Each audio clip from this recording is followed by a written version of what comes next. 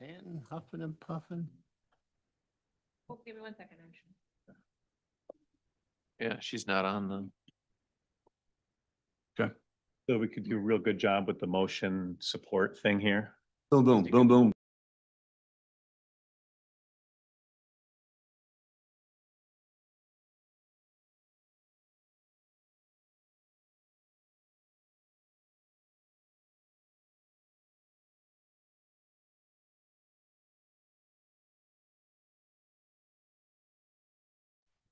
Be done if you want. So we're going to test it. Kendra, this is John. We want to test your ability to use the off-site mics. Can you please communicate so we make sure we're linked up correctly? Present. She's there. Okay, good, good.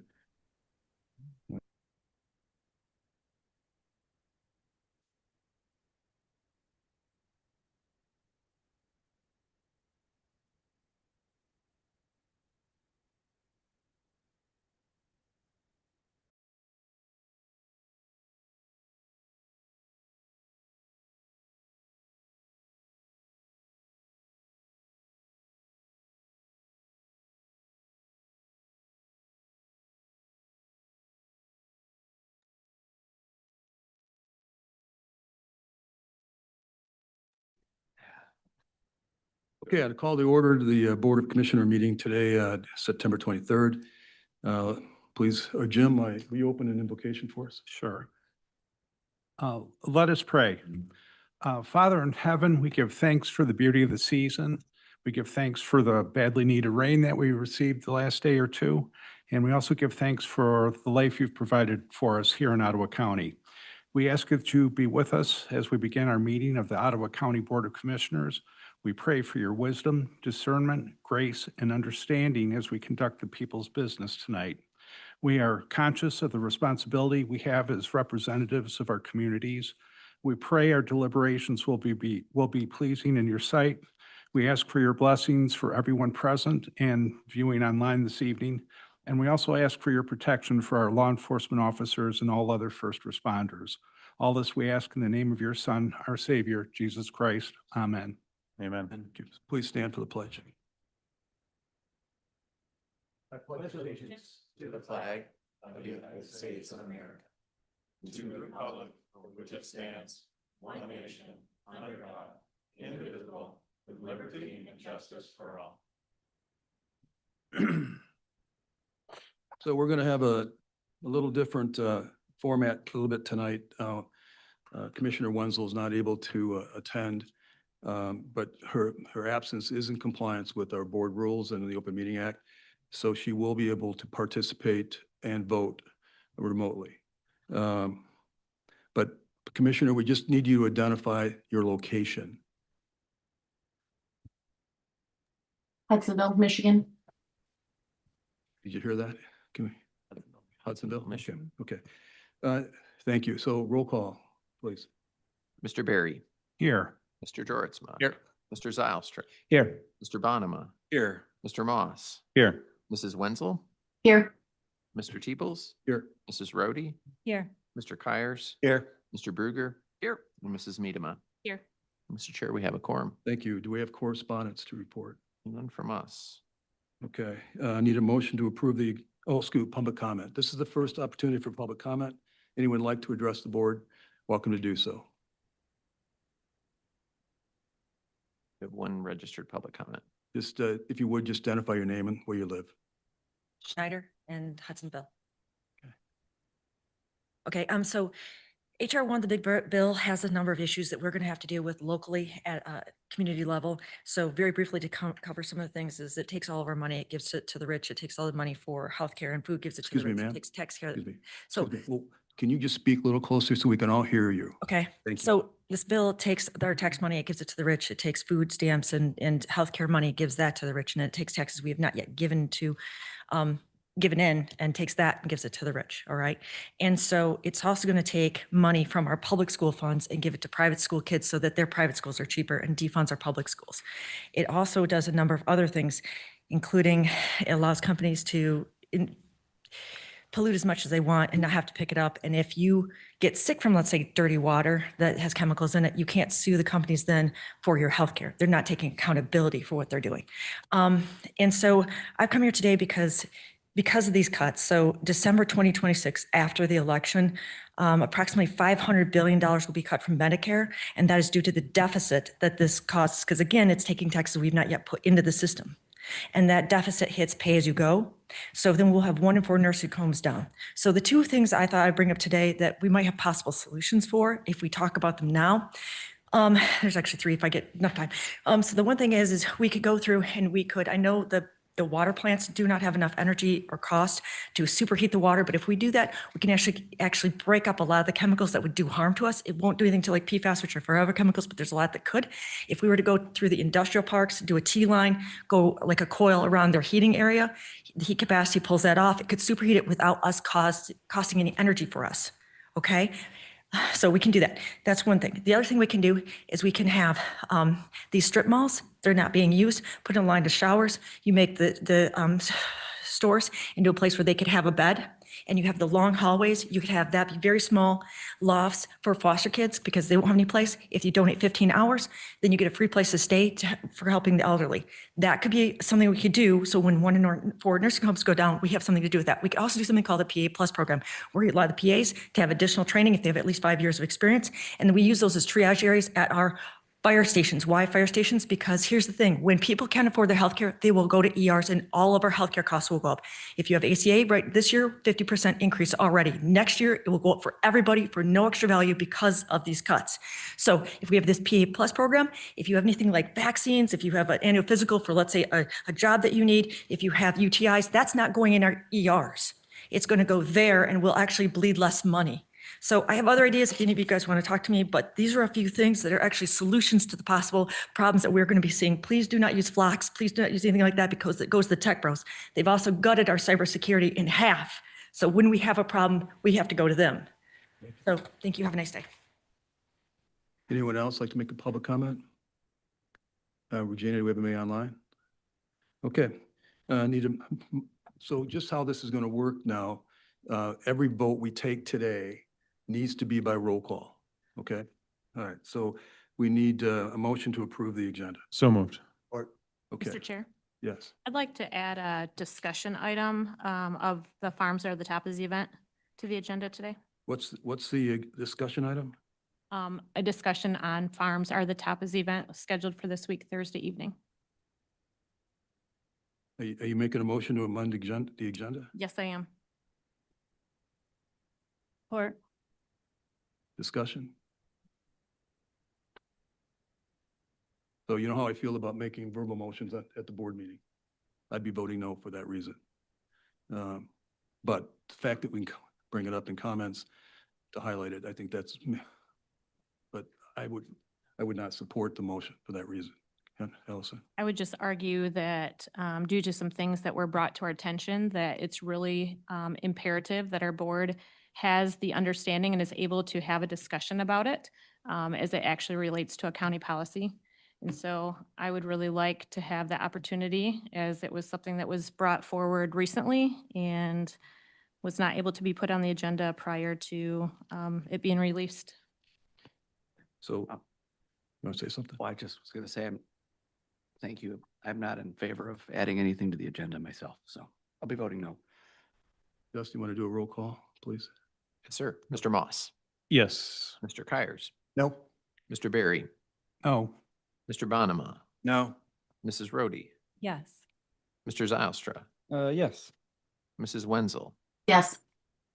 Mrs. Miedema, Yes. Mr. Jortsma, No. Mr. Bruger, No. and Mr. Teeples. No.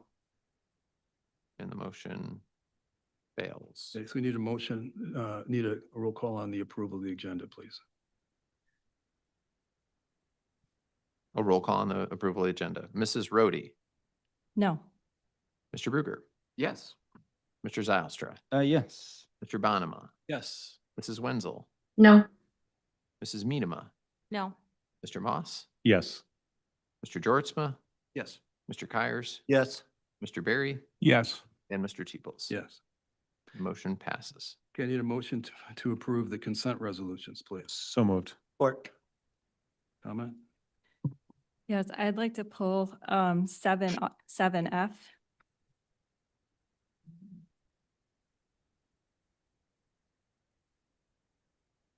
Which is the risk management policy for first reading. I just want to make sure we have language clarified. The F, Bill?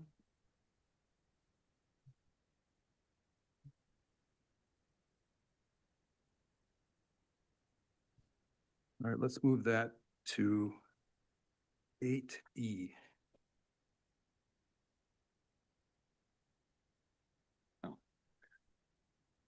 7F. Move that to E. E, yeah.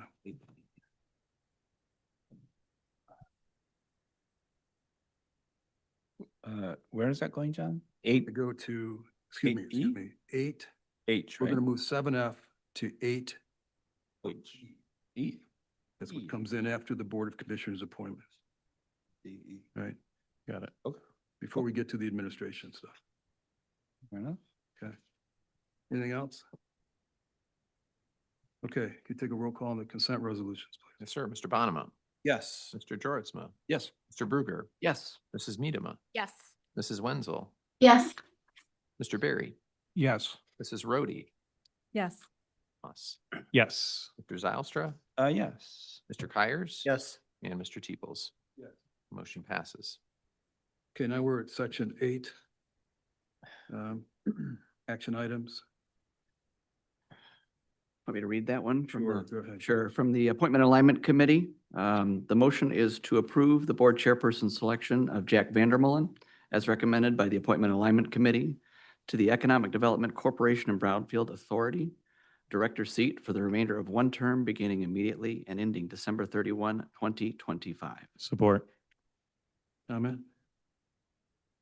Okay, Justine, you can take a vote on this one? Mr.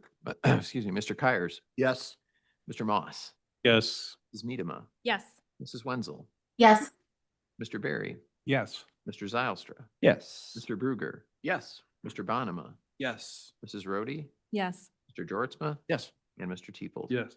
Motion passes. Okay, we're at agenda item 8B, environmental health fee schedule update. Phil, you want to? Oh, this is finance. This is Jacob, read that one. right here. Oh, sure. Sorry, Phil. Yep. The suggested motion is to approve the implementation of select fees for environmental health services effective October 1st, 2025. Support. Comment? Okay, take a vote, please. Mr. Bruger, Yes. Mr. Zylstra, Yes. Mr. Kyers. Yes. Mr. Barry, Yes. Mr. Moss, Yes. Mr. Jortsma, Yes.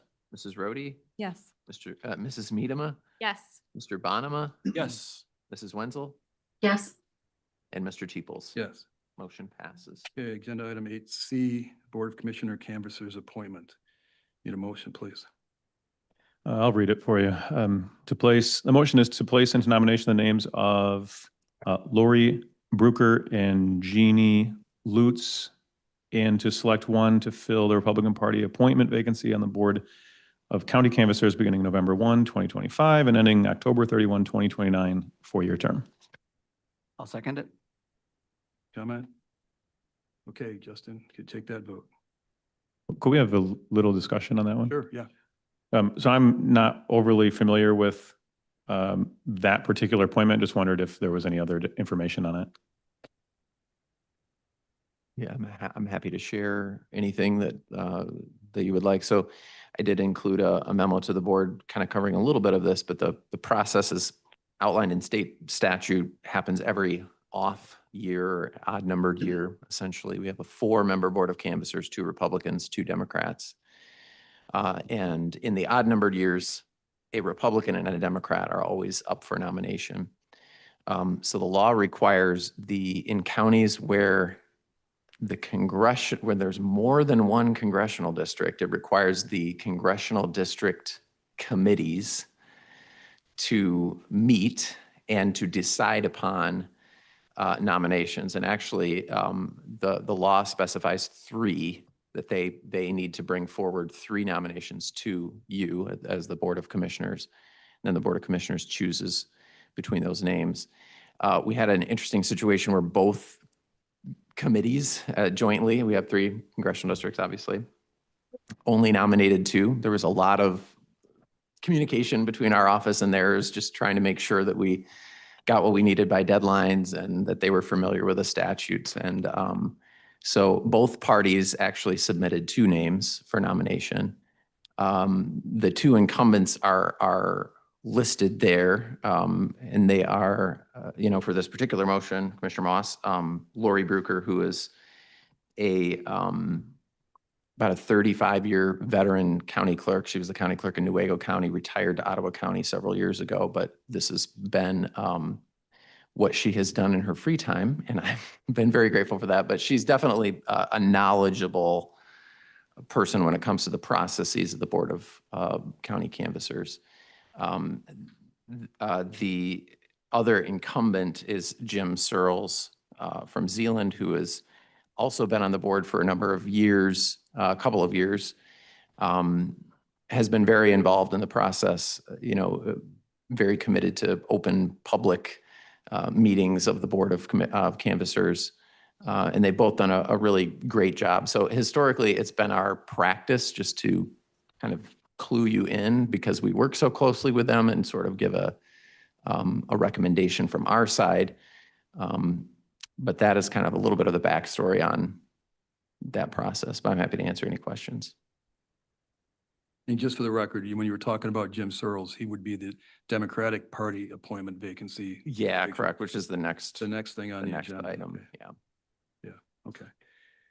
Mr. Chair. Any thoughts, Allison?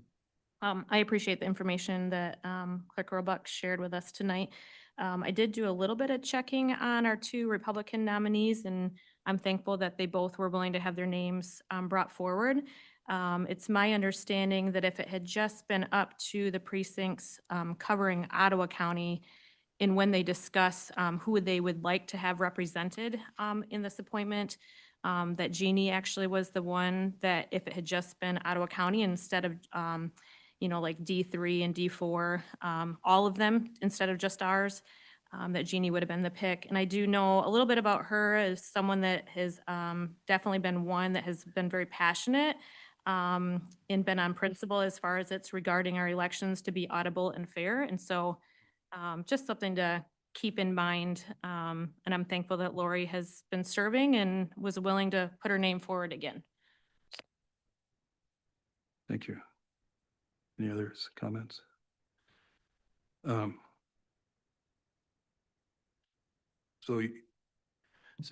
So typically how we would do this is a roll call where you would just announce the name of the candidate that you're supporting, and then we can announce the tally if that works.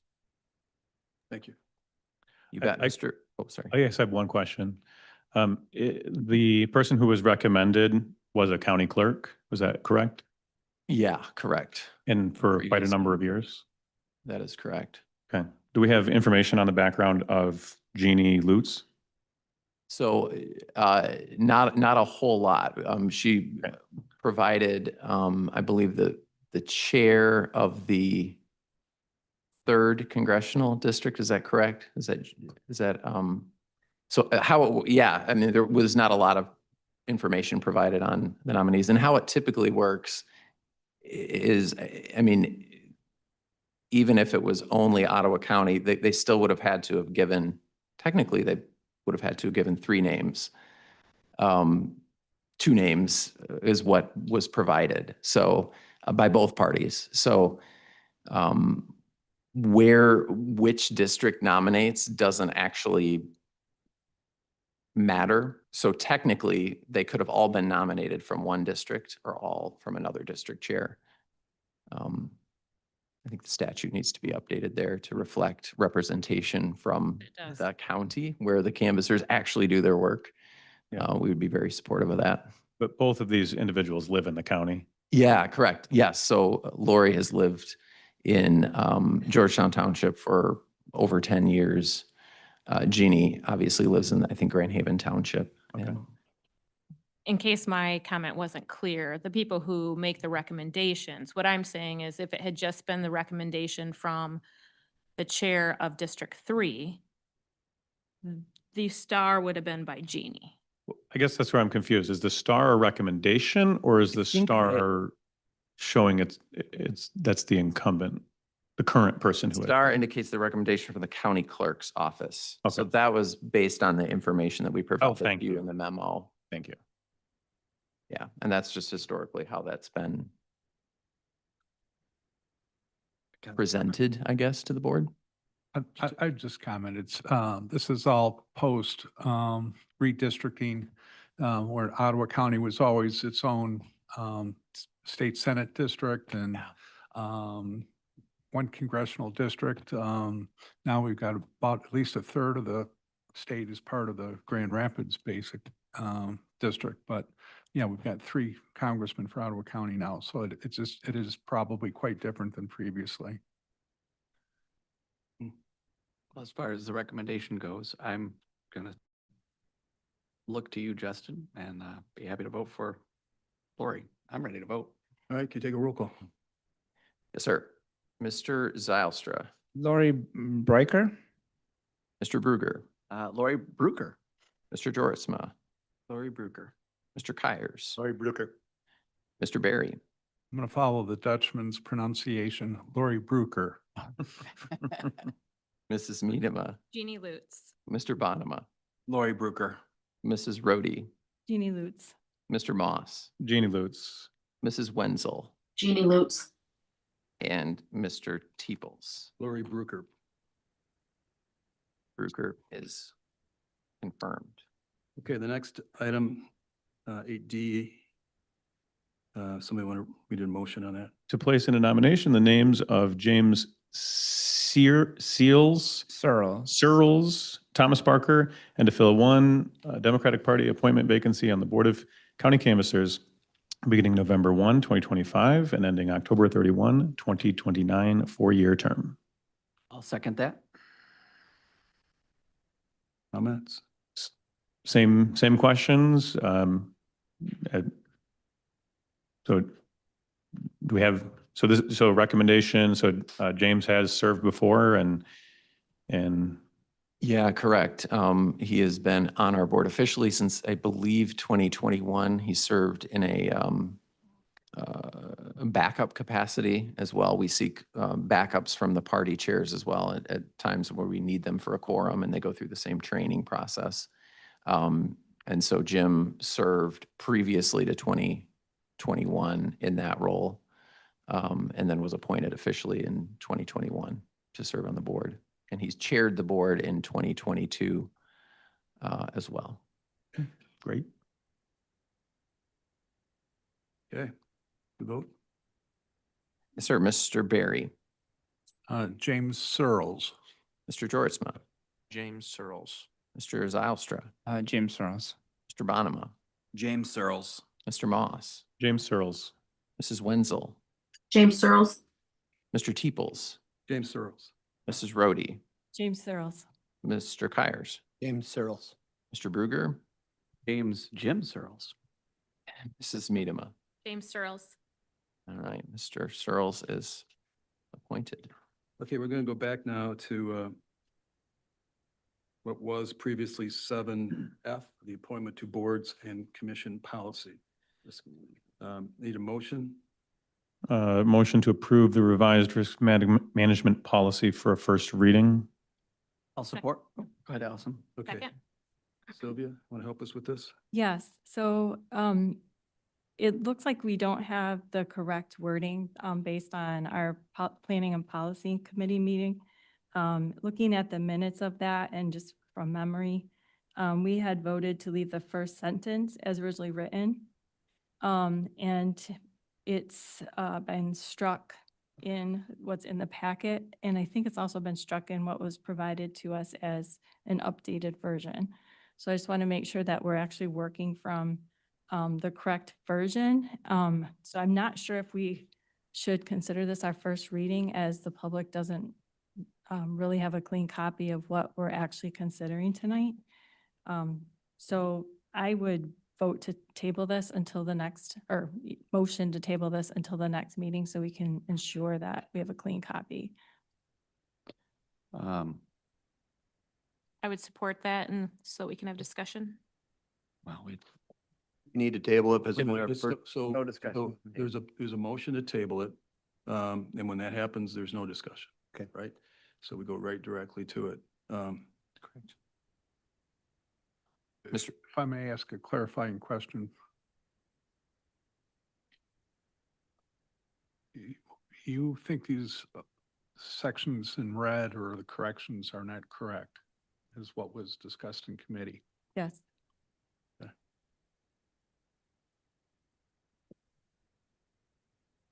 Mr. Moss, Yes. Mr. Kyers, No. Mr. Berry, Yes. Mr. Bonema, Yes. Mrs. Rhodey, Yes. Mr. Zylstra, No. Mrs. Wenzel, Yes. Mrs. Medema, Yes. Mr. Jortsma, Yes. Mr. Bruger, no. and Mr. Teeples. Yes. The motion passes. So the motion, Motion to the table. matter is tabled until we get, next time, and we'll get some clarification, what we need, whatever we need. Okay, thank you. Okay, now we're flipping back.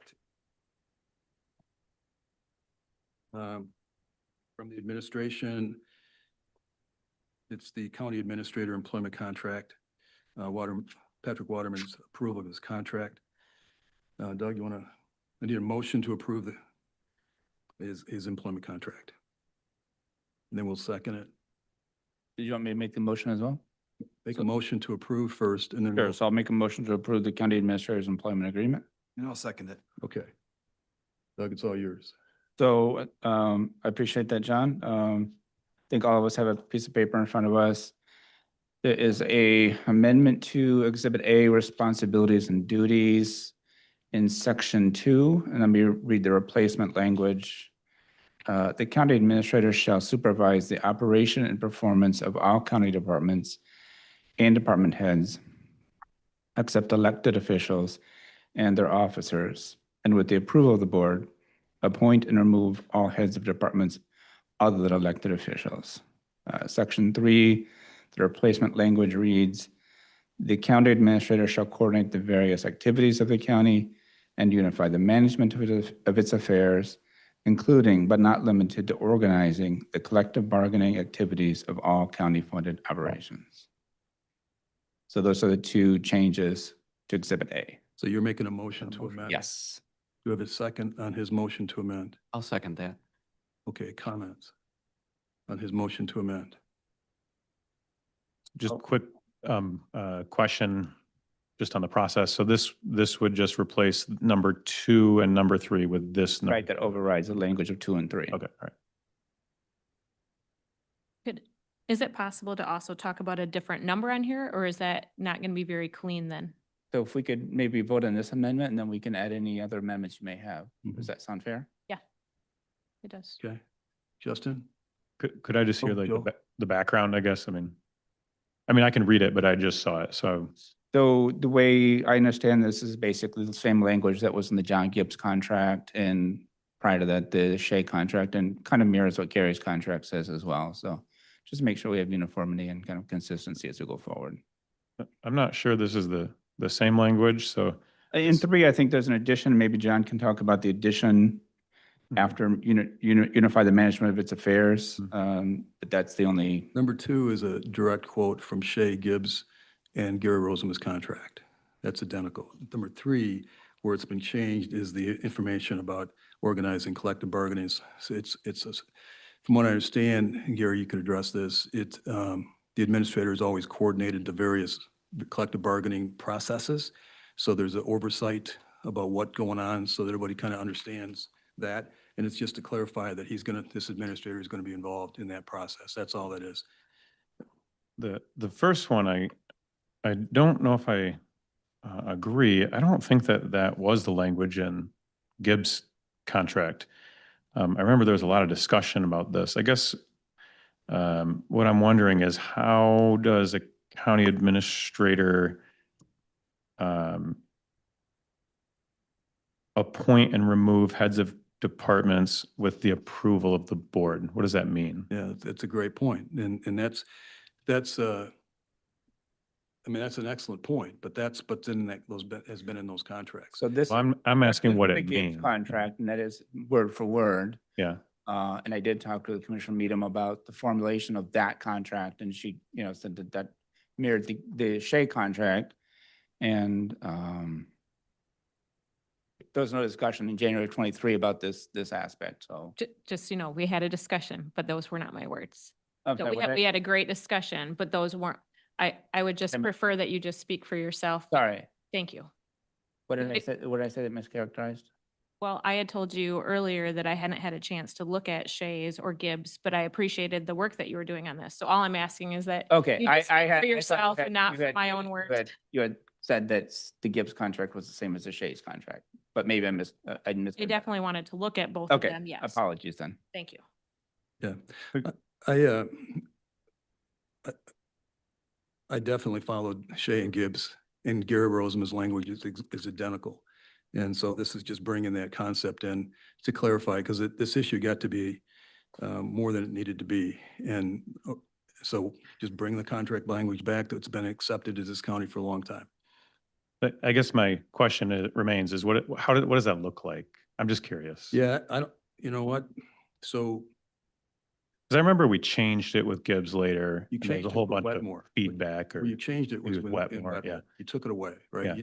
Wetmore didn't have to go to the board for approval of hiring and firing department heads. Right. So there's Yeah. probably a long process. I don't expect this to be an issue. Like, I don't think any department heads are going to have this issue, right? And there's a long process that would be in place if there was And that's a great point. some kind of issue. There are two policies within the county about selection of employees, including department heads. It all has to run through a process through the HR, right? Yes. And so there's that extra level of scrutiny that goes in the normal processes, right? So Yeah. Yeah. So I guess my question remains, I'm just curious, and I'll vote to support this, but I'm still curious, what does it look like for if it ever does happen, to appoint or remove a head of a department with a board approval? Does that mean like they go through the hiring process, they hire someone, and then at the end of the process, they have to bring it to the board for approval, formal approval? I may be able to help on this a little bit. When I was on councilman with the city of Grand Haven, I believe our process was this exact same thing. And the city manager, through HR, conducted all the interviews, narrowed the list down, and found the individual that they wanted. He was then very intentional about each of us going out to lunch with that individual, getting to know him a little bit. And then he would follow up with us to say, hey, do you have any objections? Are you good with that? And within another couple of weeks, he would be on the agenda, motion to ratify the hiring of so-and-so or approve the hiring of so-and-so. It was pretty simple. that makes sense. Thanks. Mr. Bonema, Yes. Mr. Joritsma, Yes. Mr. Bruger, Yes. Mrs. Medema, Yes. Mrs. Wenzel, Yes. Mr. Barry, Yes. Mrs. Rhodey, Yes. Mr. Moss, Yes. Mr. Zylstra, Yes. Mr. Kyers, Yes. and Mr. Teeples. Yes. And the amendment passes. Okay, so that covers paragraphs 2 and 3. Allison, you have something you want to bring up possibly? Since we're on this Exhibit A, maybe we can stay on that, but I do have some other Sure. feedback on some other parts of the contract. Okay. So item number 6, just would love to have more conversation. It says currently, the county administrator shall be responsible for the future direction of the county by developing a continuing strategic plan for the county and presenting it to the board for approval. And I guess my question is, should the county administrator be responsible for the future direction of the county? Should it not be the board? And giving a county administrator the directive to carry out a strategic plan. And so I believe that sentence needs to be reworked to reflect our responsibilities as a board. I do agree with you, Commissioner Mead. It's kind of legacy language. This is Shea language, Gibbs language. It is kind of legacy language. I'm in favor of either striking it. I mean, obviously, we know that the future administrator will be involved in strategic planning. We don't expect him to lead strategic planning. We expect ourselves to lead that.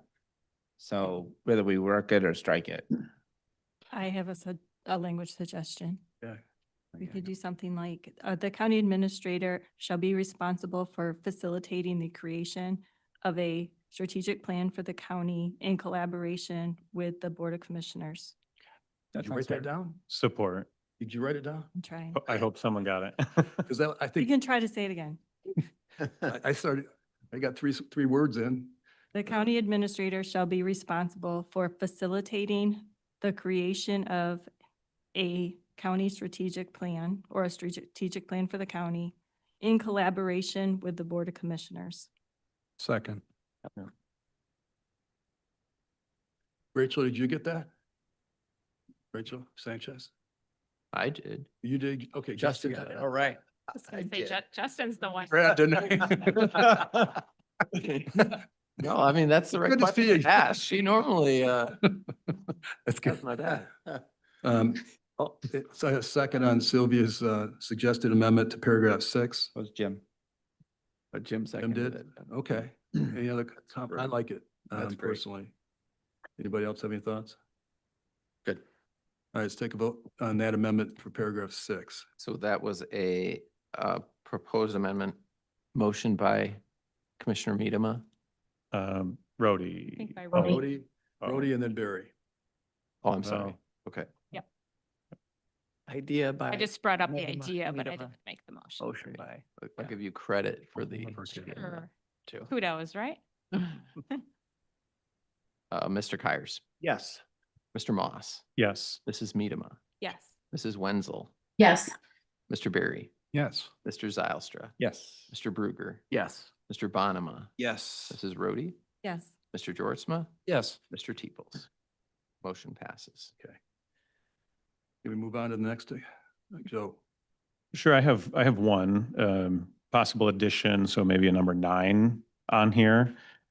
Just a single sentence, and I'll make the motion. I'd be happy to talk about why I'm making it. But it would be just to add number 9, champions colorblind equality in all facets of the role, committed to serving every person with equal dignity and respect. Can you reread Can you it? repeat that again? Sorry. Yep. A motion is to add a number 9, champions colorblind equality in all facets of the role, comma, committed to serving every person with equal dignity and respect.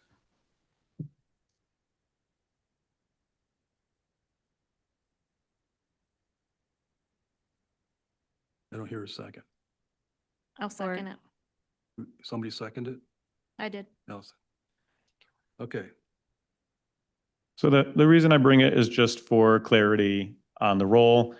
And to be very clear from the board level that we will champion, or that our administrator, under board direction, will champion colorblind equality and not DEI. So- Is the not DI was not in your language, right? Correct. Could you just repeat the whole thing? I got the colorblind equality. Champions colorblind equality in all facets of the role, committed to serving every person with equal dignity and respect. Similar language to what was in a prior employment for Patrick. A prior job, it said champions DEI. So I think it would behoove us to say champions the opposite, colorblind equality. Can you repeat it one more time, Joe? Yeah, champions colorblind equality in all facets of the role, committed to serving every person with equal dignity and respect. So here's my problem as a lawyer, right? When we talk about all facets in the rule, right? My concern is that when it comes to vendors or contracts and, you know, that the numerous vendors and stuff that work through the county, right? I want to set Patrick up to succeed, not set him up for failure. To me, when you use words like all facets of the role, it's too broad. It sets up the possibility that someone can claim that some vendor who may have an old website somewhere that still has some DEI language in it is going to come back and haunt Patrick because he doesn't know about it in his role in all facets of the role, right? I don't want to create a situation where he's at risk because of something he doesn't know, right? And I think that's a real possibility, given all the work that happens in this county, right? So that's the problem I have with that kind of a language. Well, I understand what you're saying, but this is really more about the position, about Patrick's duties, not about, you know, a vendor that's out there that got paid $400 that had a DEI statement somewhere.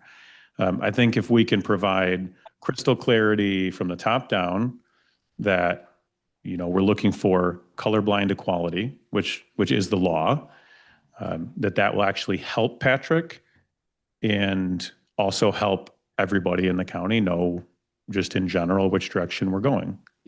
I think he's already bound by the law. Right. I don't buy So it. this just brings additional clarity. Yep. Josh? Yeah, I don't see any reason to add that. I appreciate it, Joe, but I think the contract as written is great. So I'd not be in support of that. I'd say I'm not opposed to a non-discrimination clause in the contract, but I'm sensitive to legal considerations that John had. So I don't know if there's a way to maybe clean that up a little bit to satisfy some of those concerns, but if that's possible, I'd be willing to support that. What if it just said champions colorblind equality in the role, committed to serving every person with equal dignity and respect? I'm not trying to trip anybody up with the word all. That was just taken from his prior job. So I figured his prior job in Wyoming and everyone over there was okay with it. Might be okay here too. Colorblind equality in the role, committed to serving everyone with respect. Every person with equal dignity and respect. Yep. I don't have any problem with that language. I think that's consistent with the discriminatory clause, you know, that we would have. Mhm. Ron, Their corporate council have. did you pay attention to that clause? Really, you know what? I can say it again. Yeah. I apologize. I am really fumbling here tonight, and that was a poor choice of articulation, to say the least. So, what do I you? have been paying attention. I know you do. Believe me, I know you do. So what do you think of that language? Does it extend us and put us potentially at risk as a? The concern that I have with drafting things, when you look at this list, it's responsibilities. It's not value laden, it's responsibilities. This is more value laden, and it's a bit of a repeat of the law. It's picking out one law or one aspect of the law and saying, we're going to comply with this. What does that mean for all the other statutes that apply, that guide the administrator in his duties? I don't, as long as it's in compliance with the law, it's not any different, but the question is always, when a contract is in dispute at some point and a tribunal is looking at it, they'll say everything is added for a purpose. What was the purpose in adding this as opposed to not adding something else?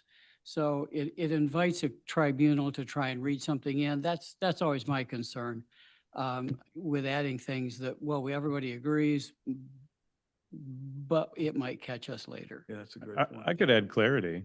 And colorblind equality is the opposite of the DEI agenda. So the purpose, as you're asking, would be to be clear that, you know, we're championing, or we're asking our administrator to champion colorblind equality and not diversity, equity, and inclusion. But we already know that the county has a policy of anti-discrimination and compliance with the law, right? So that's. It did in 2020, 21, and 22 as well. And they were full-blown DEI in Ottawa County, spending like upwards of $300,000 a year on it. Okay, so what So- Ron's point is that by bringing something that is a value statement rather than a responsibility statement, now we're including one value, but not all the other values. So if we get into a court litigation matter, right, the court's going to say, why did you pick that value and not other value? And so there may be the other value that turns out to be in dispute, and the court's going to say, the fact that you didn't bring it in, but you brought in this one is going to be used against you. Well, we could just say it's being done for clarity and make it a responsibility. So we are putting this under the responsibilities and duties. So a responsibility to champion colorblind equality in the role. It's just, it needs to be clear because we've had a lot of questions and a lot of issues in Ottawa County with the county bureaucracy and the county administration in past years promoting left-wing political ideology. So I think we should not do that. Josh? And I know Jim's got his finger up there too. Just the finger.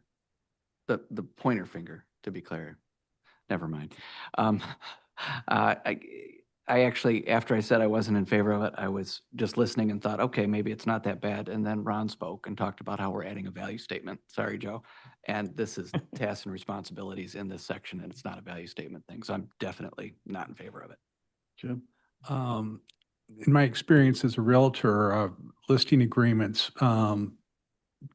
commonly have a non-discrimination clause in the listing agreement, even though that would be, to discriminate would be in violation of Elliott Larson as well as the Realtor Code of Ethics. So, there's a certain redundancy in having that in the listing agreement, but it's certainly there. I don't think I have a problem with that. I actually agree. I think if this kind of stops the conversation and sets Patrick up for success in a way, that's something I'm interested in doing. I don't want aspersions being cast on his term of office or, time in this role for the next however many years to be overshadowed. So I think there is an argument to be made in favor of it. My most important thing, though, is that it's all legally above board and, not a subversive way to trap him or anything like that. But if we can find language that we agree on, I'm conceptually supportive. And I would just say that I support it as well. And I think it actually does fall under responsibilities because our county administrator is responsible for the people, not only who they serve, but the people who work for the county. And in the past, we have had this not happen. And we've had a fair amount of discrimination happen towards people who are applying for jobs. And I know some of that falls under HR, but it's also a general, vision and leadership of the county. And it's very important that that not happen. It is important that we operate exactly as Commissioner Moss has stated here. And that really is a top-down thing. And I think it's really important to have an administrator who operates in that manner because it does affect our employees and it affects who we hire, how we hire. So to me, it does directly fall under responsibilities. So just so we're clear again, I want to make sure the language you're proposing is colorblind equality in role committed to serving every person with dignity and respect. Yes, yeah. Champions colorblind equality in the role, committed to serving every person with equal dignity and respect. Yeah.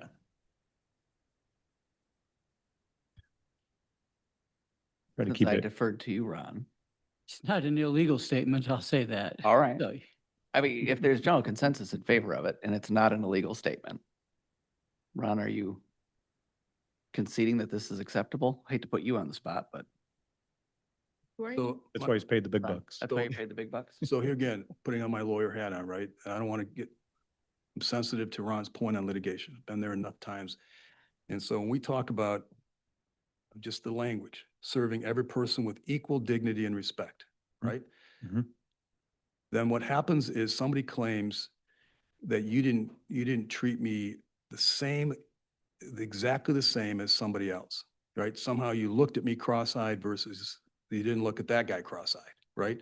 Now you get into an argument about in court about whether what equally means, right? I just don't want us to go down that rabbit hole. But if we took champion colorblind equality in role committed to serving everyone with dignity and respect, that takes that subjectiveness. I think I can live with that. Yeah, that accomplishes the same thing. The word equal doesn't have to be in there. It is absolutely implied, yeah. So if it said champions colorblind equality in the role, committed to serving every person with dignity and respect, it'd be totally fine with me. Could someone argue in court that you didn't treat me with dignity and respect? I mean, we're talking about a pretty long shot like situation here, right? But we better, we're a county that's committed to that kind of principle, so Right. that's not, anything. Right, I'm not we worried better be about- treating people with dignity and respect if we're coming there and they're our guest in our county building, in Right. our workforce. So that's just better be the case. Absolutely. No matter who they are, Yeah. what they believe, right. So any other comments on Joe's proposed amendment? So just a quick question. What if we were to strike the first part and leave the second part? That would then negate the purpose of the So motion. what is the purpose of the motion then? I mean, the purpose of the motion, for me, lies in the second part, right? Which I No, could support. It sounds like the purpose of the motion is something you don't agree with. I'm that's asking why what the you- purpose of the motion is. So how would I know what the motion, the purpose, but you haven't, I'm the- asking you what it is. The motion is to champion colorblind equality in the role. Committed to serving every person with dignity and respect. You want the administrator to serve everyone with honesty and dignity. I would like the contract to be clear so the administrator knows from board direction to champion colorblind equality and not something like DEI No, repeat the second part of your amendment. with dignity and respect. Why can't you just put that? Because the point of this is that Ottawa County has spent hundreds of thousands of dollars on DEI, which has been proven to not only be illegal and is being completely cracked down by the federal administration, where places and organizations and governments are losing money because of it. But this brings clarity to the role. So don't champion DEI, which was his old job. His old job You're description. adding language to it now, so. I'm explaining it like you asked. So instead of championing DEI, which was Patrick's prior job description, this makes it very clear that we're asking him to champion colorblind equality, not DEI. He doesn't ever have to, try to go back to that or explain it. It's specifically from the board. This is the way we're doing it, and it's very simple moving forward for him. The last thing I want is people coming to Patrick and saying, well, look, we know that in Wyoming, you were a champion for DEI. So can you just tweak this policy a little bit? No, we don't need any game playing or anything like that. We just need to make it crystal clear and then move on. Okay. Joe, does the words colorblind equality, does that carry any political significance? Because I don't, Nope. you're following this closer than I am. right? Yes. So that's a very common term and literally is, what then the law is. It's a great way to summarize it. It's also quite common too. Oh, just, if we go through these contracts on a monthly basis with vendors, and there may be a vendor, as John pointed out, I'm kind of back to the beginning here, that has some sort of DEI statement in there, whatever it is. And they get, picked up and somebody brings a motion to approve a contract with this technology vendor who happens to have a DEI statement. Are we going to accuse the new county administrator of not championing colorblind whatever by the very essence of bringing that to us? No. So what this is referring to then is how he operates in his role. Right? So trying to select the best vendors, trying to make the best decisions. We're asking him to champion the concept of colorblind equality and not diversity, equity, inclusion.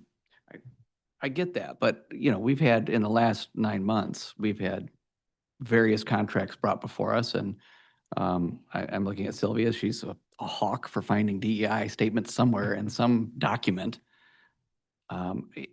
Is this going to be a thing where you guys or some of us, I don't care who it is, call them out and say, you are not doing your job. You are not championing colorblind. It's obvious we need to fire you.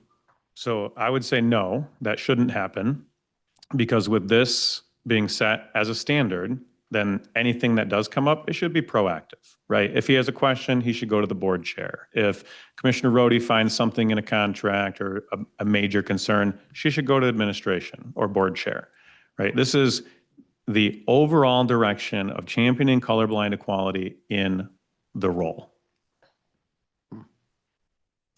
And I guess I would just add that it's our job to be watchdogs, to watch out for our community. And we will do that whether or not this statement is in the contract or not, because we know that one person can never see everything. It's literally impossible to see everything. It just is. And so it's our job to help. And so that doesn't mean that, if we find something that, our administrator did it on purpose, sometimes you literally don't know, like I'm sure Gary didn't know what was on that, that health website, because you don't know everything. So it's our job to Team- be watchdogs. It's our job to be a team player. And whether or not this is in a contract, we will continue to be careful. So here's my idea of trying to maybe get to this compromise, right? Because I'm concerned about using language that may have some social affiliation or definition out there. How about this? To serve every person with dignity and respect and in a non-discriminatory manner. So that would completely change the purpose of why I brought the motion. The motion for this is to clarify that there's two ends of the spectrum, right? There's colorblind equality, which is the law, which is federal law. We don't treat anybody different because of, their skin color, their race, their background, anything like that. DEI is literally the opposite of that. And our country has had a problem where they put a DEI lens over everything they do, and they try to divide everybody by different factors, their race or their gender or what they believe. So the purpose of this is to say, we want to try to find a better way to word it, okay, but this is a general term that focuses on treating everyone equally, not with a DEI lens. Because let me ask you this one. So again, staying with your language, if you're saying colorblind equality is the law, right? All right. And it's one aspect of the law, and we expect our administrator to do more than just this, right? Mhm. But we do expect our administrator always to treat people with respect and dignity, right? Mhm. All right. So how about this language? To serve every person with dignity and respect and in accordance with state and federal law. That doesn't cut it for me, because for years, Ottawa County championed DEI. Wyoming right now is championing DEI in Patrick's current role.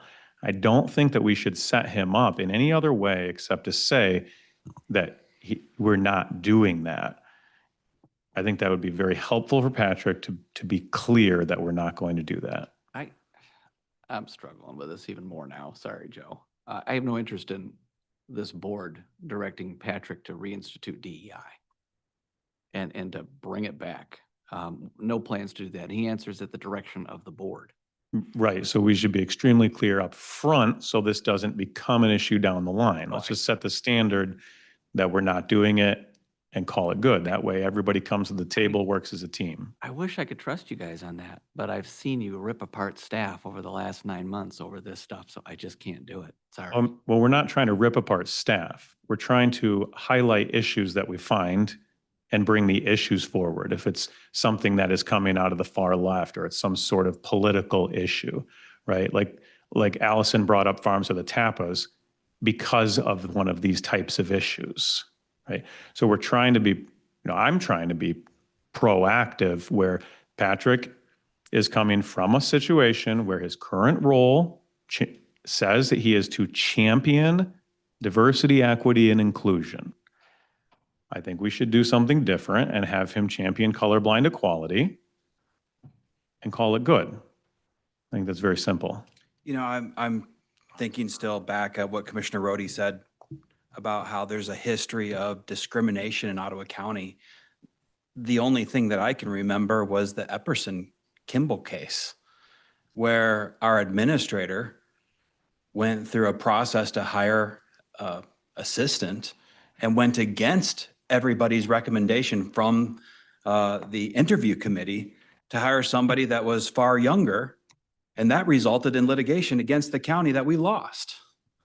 And, Administrator Gibbs was also famously terrible to employees. So, respect is needed at the position.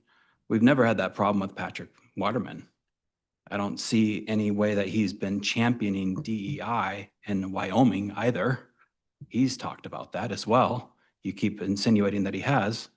But the only issue that we've had is from people you brought to the table that led to the county losing money and being at risk and other liabilities, some of which we're talking about tonight. Respectfully, that's not the only issue that we've had. We have had issues with hiring. We've had issues with people having interviews shut down because they mentioned their faith. We have had issues within the county bureaucracy, and it is an important issue. So, you're bringing up issues with a prior administrator, all the more reason to have it in writing in a contract, because it is important that every person is treated with dignity and respect. Then why can't we just say that? Because of the problems that this county has had with DEI. One of the things that I told the chair when we talked prior to this meeting about adding a statement like this is that if we added something to this effect, then I would gladly vote for Patrick's contract. I would like clarity for us as a board and for Patrick and for the staff and the community at large that we are moving away from DEI, which has been a major talking point, and moving past it on to simply continuing on with treating everybody equal with colorblind equality.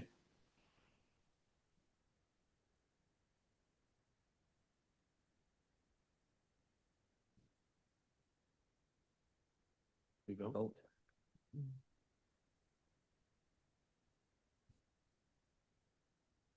John, is there alternative language that you'd like to put forward? Well, that's what I was trying to do, right? To serve every person with dignity and respect. That's a given, right? Joe said colorblind equality was what the law says. So then but it's only one aspect of the law. So I thought then serve everyone with dignity and respect in accordance with law, state and federal. I thought that's overly broad. It covers everything. Now, I think it's up to us as board members to help Patrick, like I said, succeed. If we see that there's a policy or something that we disagree with, that's up to us. We're supposed to be the wash guards, right? He can't possibly do it all. And he can't be blamed if something slips through the cracks. That's up to us. And so by just putting language here, to me, about colorblind equality, which has some social significance in the media, it raises concerns for me. But to make sure he's complying with the law, which you said this is, then knowing that we aren't giving up our responsibilities to make sure, because we don't have a DEI policy, we don't have a program in the state, in this county, and I don't expect we're going to have one, right? And so it's up to us to be the wash guard. Okay, then let's do our jobs. So I would say that sometimes it's very hard for us to just do our jobs, as you're saying.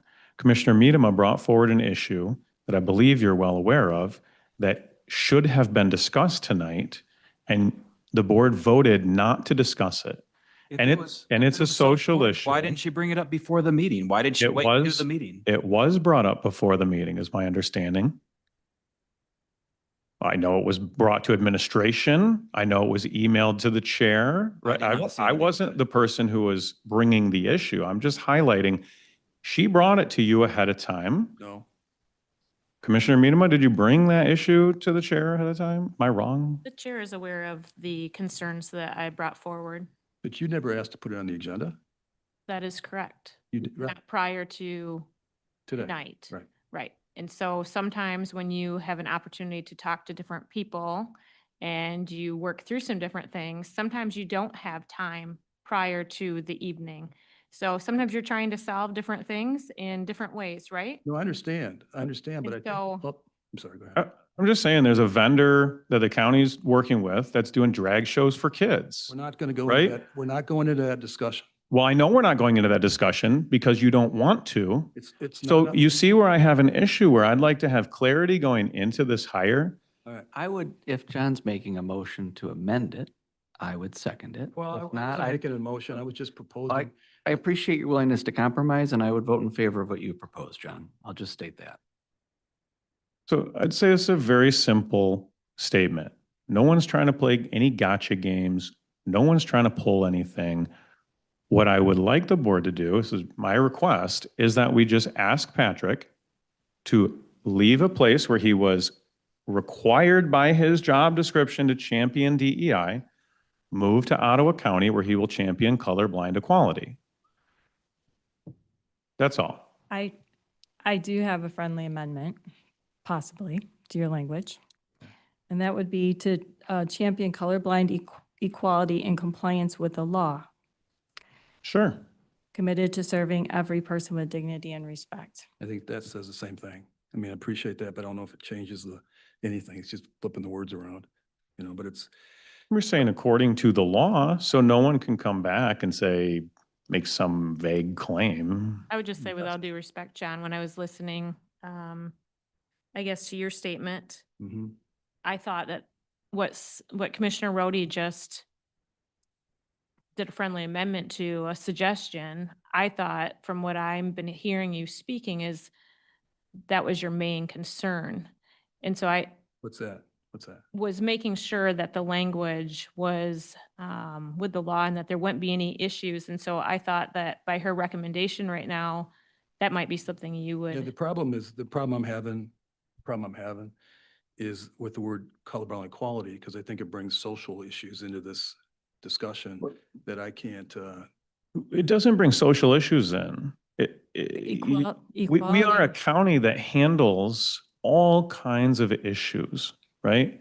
We have the choice to either promote DEI or not. And so this would specifically state that the administrator doesn't. Rob, you have any- Equality goes back to the Declaration of I Independence. guess as Right. I've heard the discussion, I'm hearing concerns not just about colorblind, but also about drag shows or about religious discrimination, et cetera. So I guess I'm not understanding why the discussion of, or why the suggestion of compliance with the law, that covers everything. That covers DEI. That covers the religious discrimination that has been discussed. It covers any sexual preference discrimination. It covers everything that's required. So if that covers the issue, why would that not be adequate? I think it would. So to say champions colorblind equality in compliance with the law in the role committed to serving every person with dignity and respect. Well, again, but when we're saying compliance with the law, Mhm. that covers DEI. Well, it hasn't in the past, right? So that's the concern. DEI wasn't illegal. Well, it was, Well, and it's, There have been alternative decisions by the Supreme Court on admission policies and DEI and preferences and all of that. It's been an evolving law. So, but it is not allowed now. So we're just saying compliance with the law would include DEI. If we say you got to be colorblind and you got to comply with the law, well, why don't we say you got to be colorblind and you can't discriminate against religion, and you can't discriminate against national origin, and you can't discriminate against height. Simple and you can't answer. Discriminate against weight. Simple answer is that we've never had an issue in Ottawa County, and we've never hired, with those things you just mentioned, but we have with DEI. and- I've heard religion and I've heard We're not talking about religion here. it. I've heard that there were. That was an example that Commissioner Rhodey gave about a conversation that happened in HR. That's not what this is about. I do think Commissioner Moss that he is bringing up a good point in that DEI encompasses a number of different characteristics. It encompasses faith. It encompasses your skin color. It can encompass your sexual preference, your gender, how you identify yourself. It encompass all of those characteristics. And so so when you talk about colorblind equality, it's actually more than just colorblind equality. Why not just say It's equality? blind to all immutable characteristics. So So it is actually broader than colorblind equality. Well, my main So that- concern was Here's what I would the do. implementation of DEI. Yes, but that's where I think if you add in compliance with the law, it does cover the broad spectrum of different characteristics that were discriminated against under DEI. Why don't we drop the word colorblind and just say champions equality in compliance with the law? That was my We'll question, about treat- 20 minutes to go Yeah, to the law- Moss, and I didn't quite get an answer to that. Let's but- do this, The law guys. is gonna stay the So same. let's do this. Joe's motion's on the table, right? To champion colorblind equality, committed to serving every person with dignity and respect. Okay, that's the motion.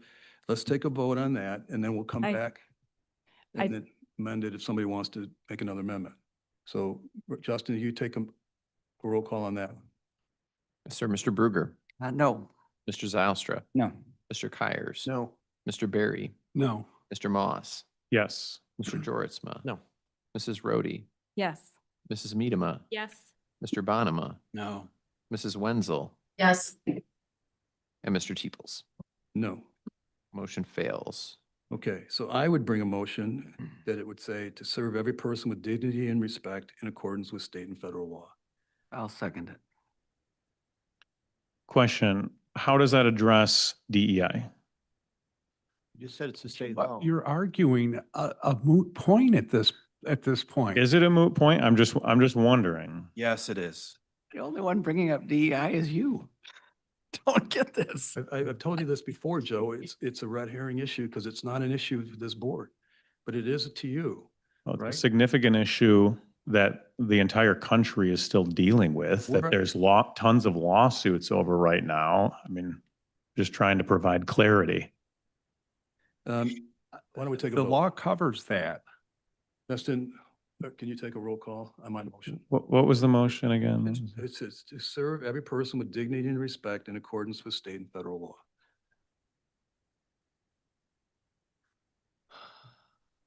Can you? And there was a repeat that, second please? on that. There was. I'll be. To s- Jacob can have it. to serve every person with dignity and respect in accordance with state and federal law. Please take a roll call. Mr. Zylstra, Yes. Mr. Bruger, Yes. Mr. Joritsma, Yes. Mr. Kyers. Yes. Mr. Barry, Yes. Mrs. Medema, Yes. Mr. Bonema, Yes. Mrs. Rhodey, Yes. Mr. Moss, Yes. Mrs. Wenzel, Yes. and Mr. Teeples. Yes. Motion passes. Okay. Anything else we need to talk about with Patrick's contract? Okay. Yes, actually, there is. Okay. On page 3, the first paragraph, watermen will also be eligible for performance pay at the end of each fiscal year. Yeah. After the evaluations. The performance pay will be determined jointly by the county chairperson and waterman within the first year of his employment and formalized in a separate document. Down under performance evaluations, more is developed by, with watermen being a part of it, in consultation and agreement with watermen. Outside employment is with the consent of the chairperson.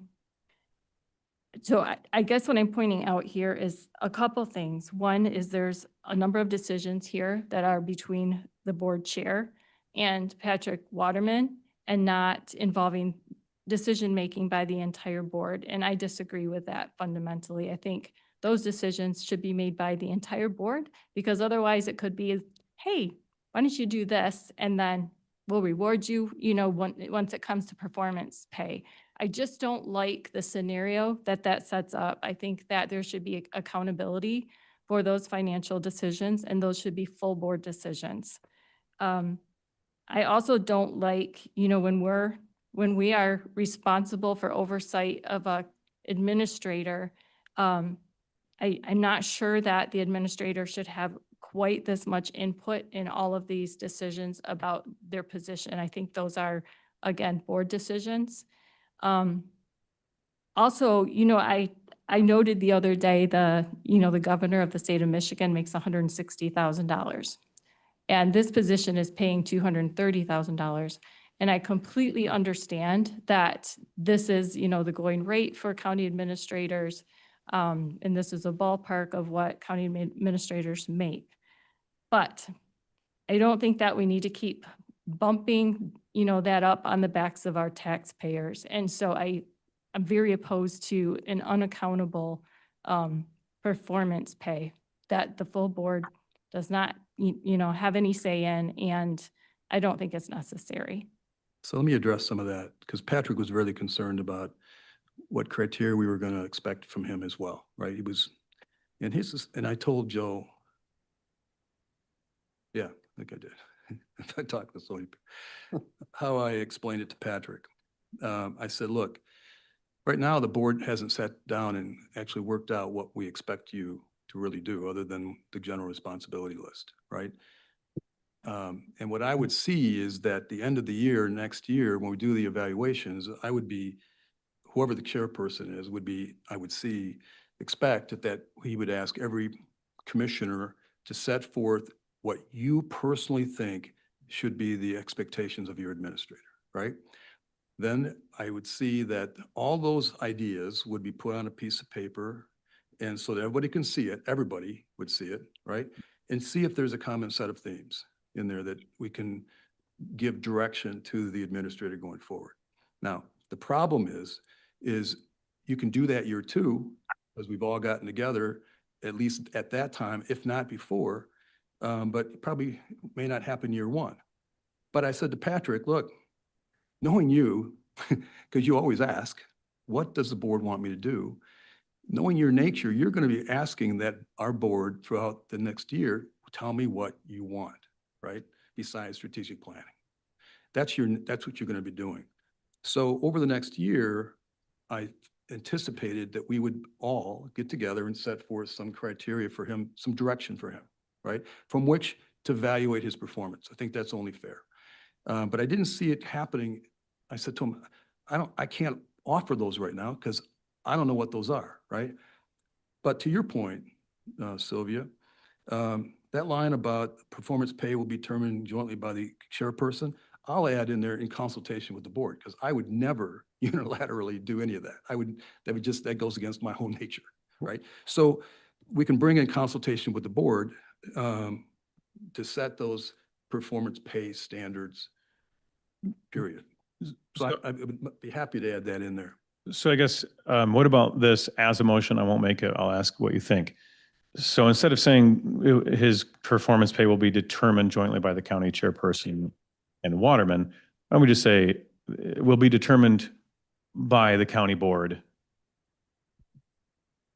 That way it's clear it's the board that's doing it, and then the chair will coordinate everything, but it'll just be a board decision.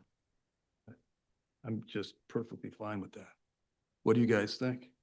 Fine. Because that's the intent anyway. I like the process you described, right? It's collaboration and where are we going and what needs to happen. And I think it's perfectly fine for you to have that, discussion with him and bring a recommendation and then have it be the board's decision, and maybe the board, thinks he's done great and they give him a good performance thing, and maybe they don't. So I don't think it should be, a guaranteed thing. No, there's no guarantee in this. right, it's just that this part is just the method and criteria in which watermen will be evaluated and compensated. So my motion would be to change it to say, will be determined by the county board within the first year of his employment. I'll Or- second that. I mean, that's the plan. I can live with that. Mhm. And frankly, Patrick wants that. He really does. So it will be determined by the board within the first year of employment and formalized into a separate document. Hmm. Are you comfortable with that, or any other comment on that? So this is on paragraph 4 of his employment contract, Page, last sentence. Yep. It will read, the exact method and criteria in which watermen will be evaluated and compensated for performance pay will be determined by the board within the first year of his employment and formalized in a separate agreement document. Mhm. Yeah? So did you want to do the same thing on number 6 as well? I'd probably put, yeah, go ahead. Why don't we just start with this one and then Vote on go to that the next first. one? Okay, let's take a vote on this one on number 4. And yeah, if it picks up, it does pick up the same. Let's do number 4. Mr. Joritsma, Yes. Mr. Barry, Yes. Mrs. Medema, Yes. Mr. Moss, Yes. Mrs. Rhodey, Yes. Mr. Zylstra, Yes. Mrs. Wenzel, Yes. Mr. Kyers, Yes. Mr. Bonema, Yes. Mr. Bruger, Yes. and Mr. Teeples. Yes. Okay, let's hit this performance evaluation. Let me tell you the difference, all right, as I see it. All right.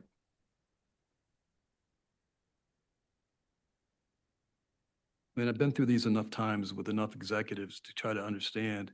We want that executive to tell us what he or she, well, in this case, Patrick,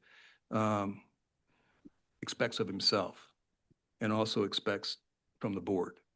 So we want his input. It's got to be a two-way process, right? So, and it can't be just us throwing this down at him and saying, here it is. This has got to be a dialogue to make it really work. And so that's the only concept. I understand that we want to do this, but we also want to respect his right to be involved in that process when it comes to evaluations, right? And this is with the full board, right? I think I'd say as Chairman, Commissioner Moss, because I think Ottawa County is kind of vague, right? Yeah, if it just said I county, just want to clarify that. The who is board, yeah. Ottawa County, right? So- right. It just says the board, then Right. I support, But it's Ottawa County with the board. yeah, and I support it saying in consultation and agreement with Waterman. Yeah. Or at least in consultation, yeah. A specific criteria developed jointly by the board and Waterman. Right. Okay. Mhm. Yeah. I like Just that slightly more rather than- clear. Yeah, I think that's, Yeah. Okay. I would clarify that last part where it says in consultation and agreement with Waterman. I would strike and agreement because there can be times when an employer has to implement things that an employee might not agree with. Okay. So yeah, it's Support that. clarity. Anybody got the language? So this would read, this is paragraph 6. So this would be a motion to modify paragraph 6. Last sentence, last 2 sentences. It begins, said review and evaluation shall be in accordance with specific performance goals and similar criteria developed jointly by the board and Waterman. Said criteria may be added to or deleted from as the Board of Commissioners may from time to time determine. Yeah. All right, let's take a roll call on that one. Justin, if you don't mind. Yes, Can you sir. support for that? Sorry. I think We did- supported it. Okay, thank You you. got what you need, Justin? Yeah, I think so. Okay, okay. Mrs. Wenzel, Did you say Wenzel? I did, sorry. That's all right. Yes. Mr. Moss, Yes. Mr. Zylstra, Yes. Mr. Kyers, Yes. Mrs. Rhodey, yes. Mrs. Medema, Yes. Mr. Joritsma, Yes. Mr. Bruger, Yes. Mr. Bonema, Yes. Mr. Barry, Yes. and Mr. Teeples. Yes. Motion passes. All right, anything else regarding Patrick's contract? Yep. Paragraph 7. 7. I would, it's very similar. I think at the moment it's worded in a way that puts a little bit more ownership with the chair. And I think we could change it to just saying without the knowledge and written consent or without the knowledge and approval of the Ottawa County Board of Commissioners. Strike written consent of the chairperson. That's a motion. I'll second it. Okay, so this one, paragraph 7 would be revised as follows. During the term of this agreement and any extension thereof, Waterman shall not engage in any outside employment, consultation, teaching, et cetera, without the knowledge and approval of the Ottawa County Board of Commissioners. Yep. All right, let's take a roll call. Sorry. Let me get that wording. Mr. Barry, Yes. Mr. Joritsma, Yes. Mr. Zylstra, Yes. Yes. Mr. Moss, Yes. Mrs. Wenzel, Yes. Mr. Teeples, Yes. Mrs. Rhodey, Yes. Mr. Kyers, Yes. Mr. Bruger, Yep. and Mrs. Medema. Yes. Motion passes. All right, anything else on the contract? Al, I do have something. Unless anyone has any changes, I just had some thoughts I wanted to share. well, Were there other? on the contract? Mhm. Okay. So I very much appreciated the discussion, and as it related to the contract, I looked at it as looking at any contract for any administrator that we were seeking to hire. And a question that I was thinking about as preparing for the today is, who does the county administrator work for? The board or the people of Ottawa County? This question was asked and answered very similarly by each of our final candidates. And I would continue to urge this board to reject offering a contract at this time to Patrick Waterman, as it would truly be the respectful and honorable thing to do. I personally will not unify in offering a contract to an individual who has betrayed trust of the seat of administrator, a seat that works on behalf of each commissioner and as an extension, the county at large. With our votes here and with this particular vote, there continues to be broken trust with 4 commissioners, which represent over 100,000 constituents. It's not just the 4 sitting here. My vote last week was not my own, but was a representation of what I ran on and was voted into office for. I'll highlight just 2 of those principles: honesty, integrity, and professionalism, as well as a commitment to being pro-merit and excellent promoting American equality over socialist equity. These principles have already been broken by this candidate, and the respectful and honorable thing to do would be for this board to reject offering a contract to Patrick, and if it's not rejected by the board, for Patrick to decline it. When I heard talk tonight, when there was so much conversation about the arguing about Commissioner Moss's points, about understanding where our county was, where it was and where it's going and what we hope to do, we still had such a hard time here as a board working through some of that. And that level of trust was betrayed in several ways, besides other things that took place while he was here for 8 months before he left Ottawa County. So again, I would just urge the board to reject offering the contract to Patrick Waterman. Anybody else? Just a quick, I think it's a typo. In Exhibit B, fringe benefits, Waterman shall have 5 weeks of vacation and accrue up to 300 days of earned vacation time. 300 days of vacation time seems like a lot. I was wondering about that too, yeah. Is it supposed to That be would- 30? 30, yeah, that's probably what it was supposed I to know be. it's 300 hours, 30 days, but 300 days. We won't see them for more than almost a year. 30 days is probably what it was supposed to be. Probably. Okay, so let's just make it, give me the authority. So make a motion, then in fringe benefit, paragraph 1, it's going to be Waterman may accrue up to 30 days of earned vacation time, accrued vacation time. Okay? Support that. All right, let's take a vote call on that one. Mr. Bonema. Sorry, Patrick, yes. 300 days for you. Georgezma. Yes. Mr. Bruger. Yes. Mrs. Medema. Yes. Mrs. Wenzel. Yes. Mr. Barry. Yes. Mrs. Rhodey. Yes. Mr. Moss. Yes. Mr. Zylstra. Yes. Mr. Kyers. Yes. And Mr. Teeples. Yes. Okay, now let's take a motion. Hey. on the I just would like to, I just would just like to voice that I support Commissioner Medema's comments, and I feel the same way. Let's take a motion to approve Patrick Waterman contract as amended tonight. I'll make that motion. Support. I have one last comment then. I tried really hard to work with the chair to address some of the concerns that I have with this county's handling of DEI and politicized policy. And I didn't, I was hoping that maybe the board could come to terms on how to make sure that we don't move in that direction and we put it in writing and make it more clear. So when I see the county already not following the policy that the board has established in the past, then I have concerns. Then you should raise them, and we should be addressing those. So Commissioner Medema started that process. let's take the vote. Just let me say one thing. I appreciate everything that Commissioner Medema, Moss, and Rhodey said, but I just want to thank the chair, in this instance where, it is a divided board, right? We all didn't vote for Waterman. But there were significant changes to this contract, and I think John has shown himself, very open and willing to go through those changes. And I think we have a much better contract right now than we did 2 hours ago. So I hope that you could vote for it, but if you can't, maybe we don't get 11 votes, but I really do appreciate John's work on this, and this is a much better document now than 2 hours ago. I agree with that. Agreed. Yeah, and I think a lot of that, It's John's completely openness to, proven. So when to we amending it and. violate the trust of over 100,000 people, I'm not saying that lightly. We represent 4 districts that put their faith in us to have an administrator that we Right. can have with honesty, integrity, and trust.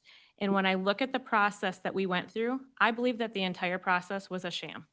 I don't believe that any one of the other people truly was given any true thought of considering them as their administrator starting from this summer. I don't. I don't think that I don't think that anyone was actually given an opportunity. We could revisit all the votes that you made to bring in administrators too, Allison. Already elected, so he's already been elected. Let's take the vote on the contract as amended. Mrs. Rhodey, No. Mr. Bruger, Yes. Mr. Zylstra, Yes. Mr. Bonema, Yes. Mrs. Wenzel, No. Mrs. Miedema, No. Mr. Moss, No.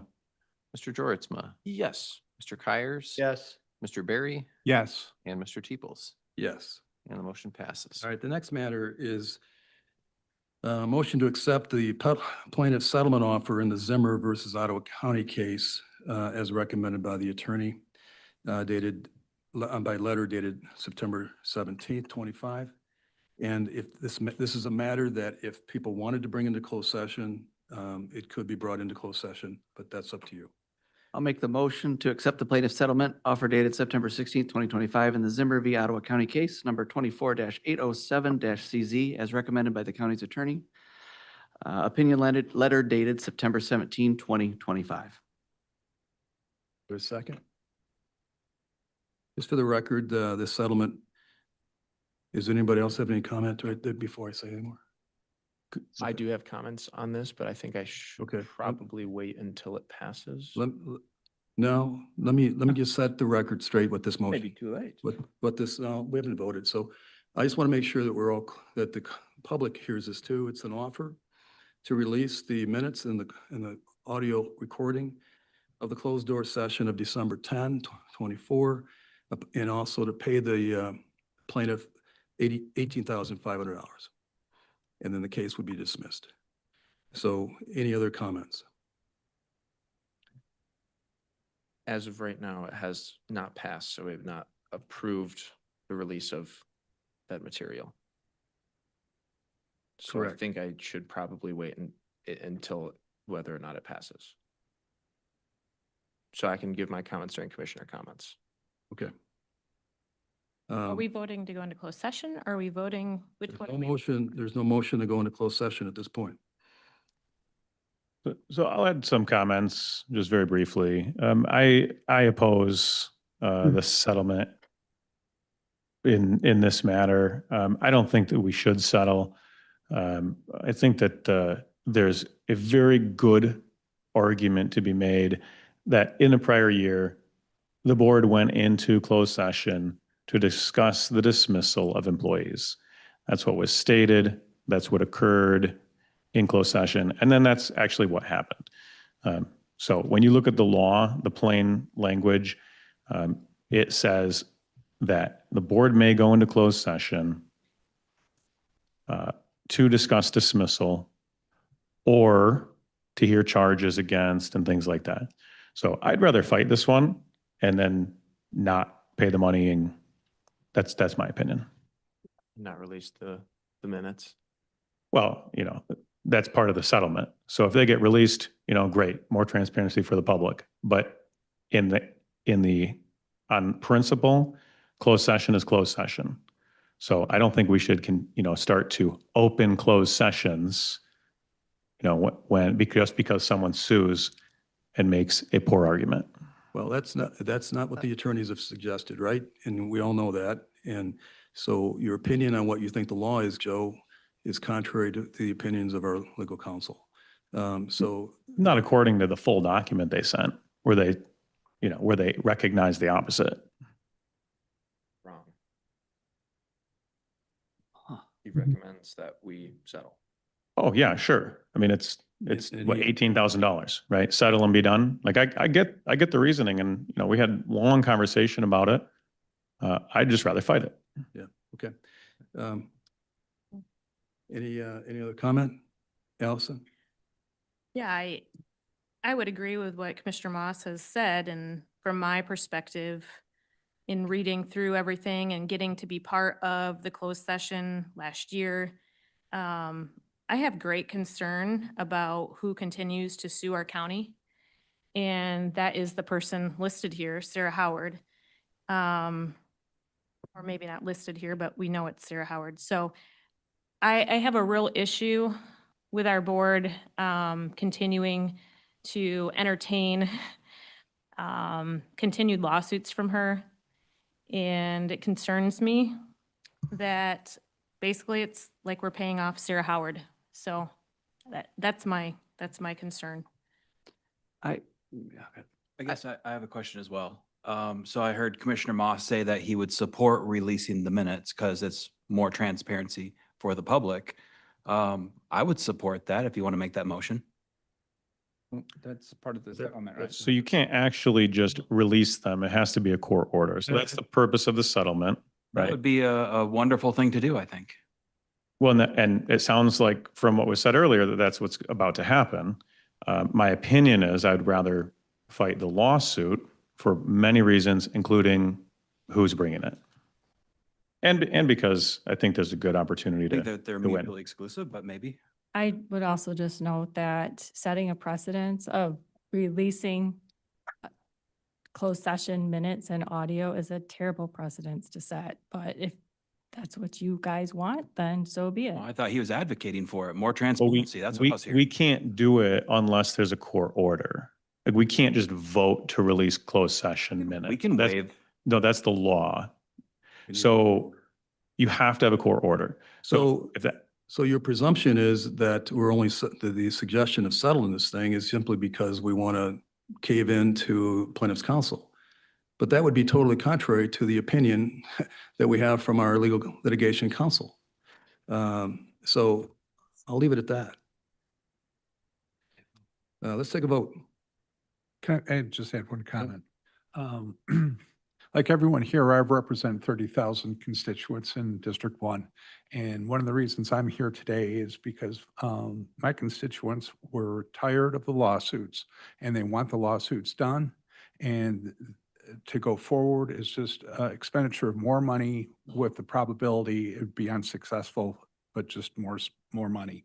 So I will be supporting to settle. If Democrats don't want lawsuits, then they can stop suing. That's the bottom line. But there's not been a lawsuit by Sarah Howard since January 1. so- Does Of course anyone- not. Does anyone, Did this board, so. well, so I wonder, does anyone here Let's have take a vote. Let's take, an agreement with Sarah Howard Let's take- that once things are settled, Kyers? that she will no longer sue our county? let's take a vote. Mr. Kyers, Yes. Mr. Moss, no, Mrs. Medema, No. Mrs. Wenzel, No. Mr. Barry, Yes. Mr. Zylstra. Yes. Mr. Bruger, Yes. Mr. Bonema, Yes. Mrs. Rhodey, No. Mr. Jortsma, Yes. and Mr. Teeples. Yes. Motion passes. Okay, the next one is, it's couched as a motion to reject the plaintiff settlement offer in the Hill Shaner lawsuit versus Ottawa County, as recommended by the attorney opinion that's attached dated September 18th. This is also a motion that could be subject to closed door session upon motion and support. I'll make the motion to reject plaintiff settlement offer dated September 16, 2025 in the Hill Saner v. Ottawa County case number 248010CZ as recommended by the county attorney's opinion letter dated September 18, 2025. I'll second it. And then I will offer to amend it. I would like to make a motion to accept the plaintiff settlement offer. I'll second that. Thank you. So we got Josh's motion to accept the settlement offer in the Hill Shaner lawsuit. This matter involves an acknowledgement of the court decision that Ottawa County had violated the Open Meeting Act and upon payment of a reduced fee of $21,000. So any other questions, comments? I have a question. So you're saying that you want to reject litigation counsel's suggestion? You just said that we should accept the litigation counsel recommendation on the last one. Why would you reject it on this one? The last one, he suggested we settle, thereby saving the county money with further litigation. This one, by accepting, we settle and we save the money, save the county money by avoiding further litigation. So I am in favor of wrapping up as many lawsuits today as possible. This would be number 3 in 48 hours, and I would be thrilled. Okay, Justin. Wait, can we clarify that language? Because I just want to make sure that the motion to accept plaintiff's settlement was in the Zimmer, and now the motion is to accept plaintiff's settlement in Hill versus Center, right? Correct. Okay. Had nothing to do with the recommendation, okay? Correct. Amendment on the, Yeah. is an amendment This is to amendment. change the word And reject the to original accept. motion. Correct, okay. We're voting on the amendment right now, correct? Looking on the amendment to Yep. accept the settlement in the Hill Shaner versus Ottawa County lawsuit. Mr. Bruger. Is that me? Yes. Sorry. Mr. Zylstra. It sounded like that. Mr. Kyers. Yes.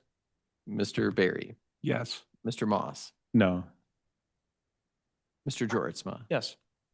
Mrs. Rhodey. No. Mrs. Medema. Absolutely no. Mr. Bonema. Yes. Mrs. Wenzel. No. And Mr. Teeples. Yes. So the amendment passes. Okay, now do we need Justin to come back and make another motion? I think that covers it, doesn't it? That covers it. And we got to vote on it. Good. You're covered. Yeah. Covered. Okay, the next thing on the agenda. Wait, we still have to vote though, Right. on the main We did- motion. Vote a second time. Have to vote on the motion. Now we got to vote on it. So as amended, it is to accept the Okay, offer. you're right. That's where it is. Motion to accept the settlement offer in Shane. Hill. Hill Center. You Bill do Sander. realize what you're accepting, right? You understand the case before you? I sure do. You understand that there was nothing that gives this person any authority to receive a dime from Ottawa County. This is about clear cut of a case as you can possibly get, and you are awarding her how much money? So we also know that if this goes on to appeal, I've been advised by counsel, it will cost more than the 21,000 Right. on appeal. So But- we're saving the county litigation costs going forward. That's what this is all about. You're This is ta- ending a matter of a lawsuit and shutting off the spigot. I would just say it's very hypocritical from what you just stated from the motion right before this one in the Zimmer versus Ottawa County case, and how you wanted to take the sole authority of what litigation counsel is talking to you about, and now you rejected their offer. And from my perspective, because you didn't like some of the comments that were made here, it almost feels like an in your face. And this is being very irresponsible with the constituents' money of Ottawa County, as well as setting our county up for success for the future. So I mean, it's on you guys, but I'm pretty, I thought I'd be surprised, but I guess not. Okay, Justin, can we take a vote? Yes, sir. And so the original motion was made by Mr. Moss and seconded by Mr. Bruger. That's the rejection. That's gone. So now we need a new motion and a new support. Well, We no. amended that motion. Oh, The that was original a- motion is just amended now. Right. Now we're voting on the final motion. the We final haven't amendment. voted on the actual motion, the principal motion. We amended it, but we haven't voted on it. Correct. So Does- We're going with the same the new motion, move. Say the same language, second. yeah. motion to accept Yeah. the settlement offer. Sorry, Joe. Well, I'm voting no, so it's all To be good. clear, that's not what we did with the Waterman contract. We had a new motion and support for the several amendments that happened in the Waterman contract. Originally, it was Zylstra, second of Jortsma. I don't care, but Would someone like to make if the you motion? want to I'll make. do another one or if we want to go stick with the same one. Okay, I'll make a second, I'll make a All right. motion thank you. to accept, excuse me. Do I have to mention the amended motion again or not? No. No, okay, all right. I'll make a motion to accept the plaintiff's settlement offer dated September 16, 2025 in the Hill and Sander versus Ottawa County case, number 25-8010-CZ as recommended. Nope, No. stop, full stop. Case number 24-801-CZ. There's no one. That's funny. I got a 1 in mine. What do I- Okay, you're correct. That's right. That one's, you're right. I'm looking at an old draft. Okay, all right. That sounds great. Got that, Thank you. Justin? Yep. Just need, And then we Stop need a after support. CZ. Would anyone care to second that? I'll second it. How you can. Mr. Moss, Byers, Yes. Mr. Barry, Yes. Mr. Bonema, Yes. Mrs. Rhodey, No. Mr. Zylstra, Yes. Mrs. Wenzel, No. Mrs. Medema. No. Mr. Joritsma, Yes. Mr. Bruger, Yes. and Mr. Teeples. Yes. The motion passes. Okay, next thing on the agenda is committee reports. Do we have any? No? Okay, so this is that second opportunity for public comment. Anyone wish to address the board, you're welcome to do so.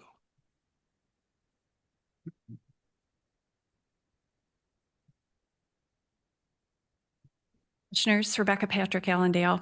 I did want to thank you for your work on the contract.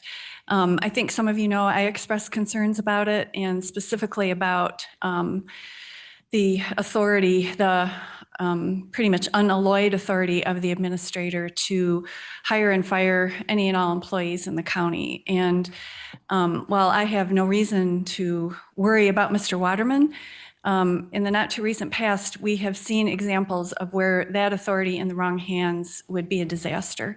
And there is no reason for one person to have that kind of authority. So I really appreciate your work on making those changes. And I encourage you also to think about the relationship between the board and the administrator and make that crystal clear, because you folks are the ultimate authority in Ottawa County. And I'm glad to see some of the changes made that reflect that.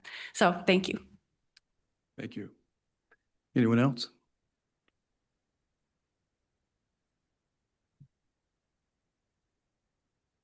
Dan Zimmer, Port Sheldon Township.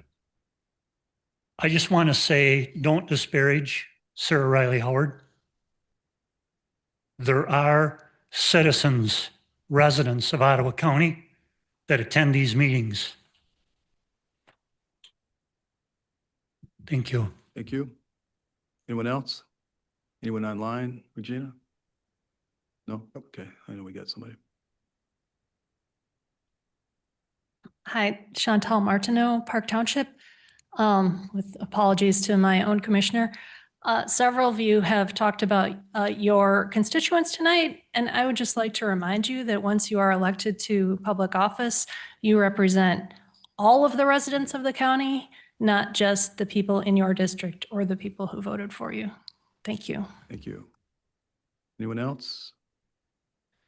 Okay, next on the agenda is the report from County Administrator. Gary? Well, thank you, and I got a number of things to report. I do want to say that I was gonna wait till the end of my comments, but I just get to the point where I just want to clarify some things that were said here tonight. Commissioner Medema notified me of a concern of hers last week, Thursday afternoon. She asked me to respond to her, and I wasn't able to on Thursday. I sent her an email with explanation and some legal issues associated with her request. I offered an opportunity to discuss what I sent to her, and told her I would call her back in a little while. I called her probably 30 minutes later. She said she had got my information. She hadn't had time to dissect it, and she also wanted to talk to some other people about it. And then kind of excused herself as I was interrupting with family time, which is fine. And she said she'd give me a call back or let me know once she looked at the information. As of today, I have not been recontacted by Commissioner Miedema. You know, I don't mind having you imply that you notified the administrator and you don't go on to explain anything further. I'd have been more than happy to talk to you, to respond to you again. I've always done that. I think I've done that with all the commissioners because I feel responsible. But to leave it with the general public that way, I think is really misleading. Commissioner Moss said something about, we sure don't want to play the gotcha game. And I don't want you to play the gotcha game. I don't want you to do that with Mr. Waterman. I don't want you to do that with department heads. And for the next 30 or 60 days, however I'm here, don't do it to me. Fair enough? Thank you. I'd be happy to speak further to you in That's front of the fine. board. if I've you'd like. always opened that opportunity up too, haven't I? So I would just state that I appreciated your conversation on the phone. And I'm sensing that you're feeling some responsibility here this evening for how it was brought up to be put as a discussion of the board. And with all due respect, the full board is the one that makes the decisions. And so while I appreciated your conversation with me, it was my responsibility to also take it to the board because not all of the board was given the same information. And so I wanted an opportunity to discuss with the full board some of the things that we were able to talk about and have a professional conversation. This wasn't against you, Gary.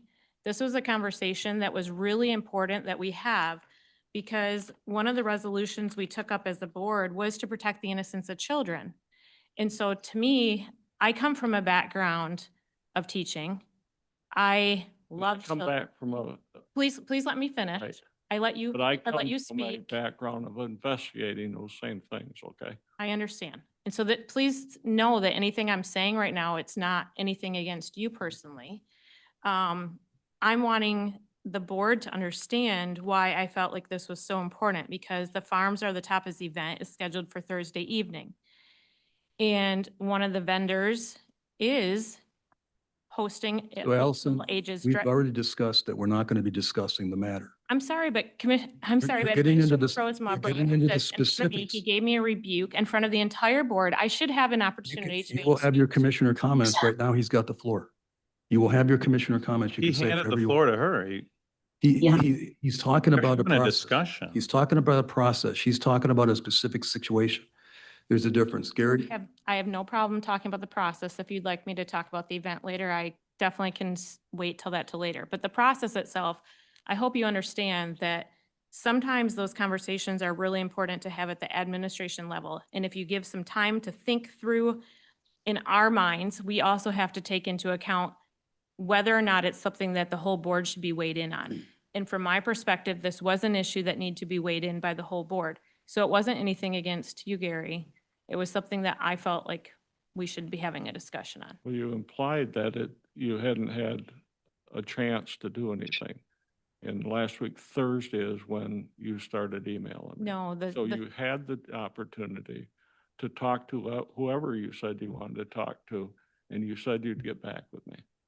So I don't remember having that I'm specific sorry. thing saying I was going to get back to you. I remember saying that I needed to go due to family time. And I had said to you at the beginning of the conversation, if you don't remember, I'll remind you. At the very beginning of the conversation, you said that, did you get a chance to look at this? And I said, no, I have not. In fact, I don't want to talk about that subject right in this moment because I have a scheduled time with my son tonight. So I said, but I do have this other subject that I emailed you about. I could talk about that one. You said, sure. So you talked about that one. A few minutes later, you went into 20 minutes on Farms Are the Tapas, which I had asked you at the beginning of the conversation, please wait. I'm not ready for this conversation because I haven't had an opportunity to dissect what you sent me. You ignored my request. So I chose to listen. And at the end of the phone call, that's how it got ended. So with all due respect, I asked for you not to have that conversation with me to begin with. Oh, okay.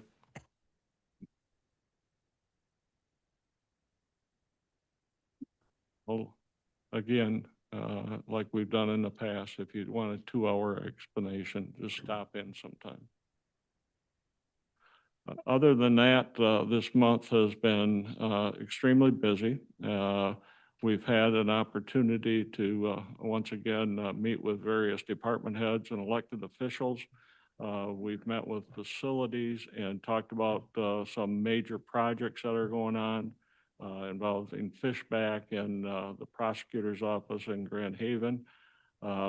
We've had meetings with several commissioners as it related to Blendon Township and the battery storage situation that's going on out there. Joe Bush is currently kind of chairing that group. We've had CMH updates. We've had separate meetings with Senator Mark Heisinger as it related to CMH and some of the other things that he has an interest in championing for Ottawa County. We've currently to date have 33 nominees for customer service awards. And 2 will be selected and presented at the October board meeting. And that's along with the week of consumption that was made and getting to the point where we are with the county administrator selection. So, and again, I appreciate the commissioner's involvement and the interest to move forward. So, and again, I apologize to Commissioner Medema, but I do feel that it's important, and probably more so because I'm short time. So, Thank you, Gary. Let's move on to commissioner comments. Maybe we could ask Commissioner Wenzel if she has anything she'd like to express. I do not. Okay, thank you. Then Sylvia, you want to work us around? Sure, I'm happy to start. I wanted to share something with you guys that I received. Give me just a second here. I received from Barb Vanderveen, and you probably heard me mention her a few times, but she's our former state rep who has had a real heart for veterans and was the one who really brought the situation here in Ottawa to our attention. And she had asked me to just express something to you guys. She said it is pretty difficult for her to make our board meetings because she's caring for her veteran. But she wants us to know how much she appreciates our focused effort on serving Ottawa County veterans in a better way. She says, we're finally seeing an effective effort to reach and serve our veterans, which is so needed, and thank you. So she just wanted me to share that with all of you, that it's been noticed and appreciated. And then also, I just wanted to share a couple thoughts. As you know, as pretty much the world knows, Charlie Kirk was assassinated on September 10. And he has had a great impact on especially our young people, but people worldwide.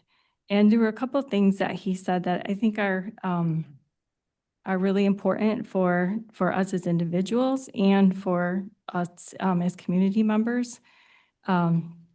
He liked to talk about the verse Jeremiah 29:7, which says, also seek the peace and prosperity of the city to which I have carried you into exile.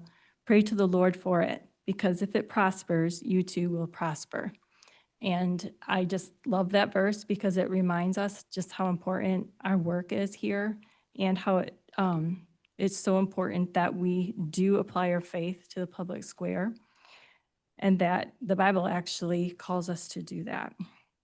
Another thing that Charlie has expressed, which I think is really important, and that is, he says, every one of you deserves a Republican Party as conservative as you, period.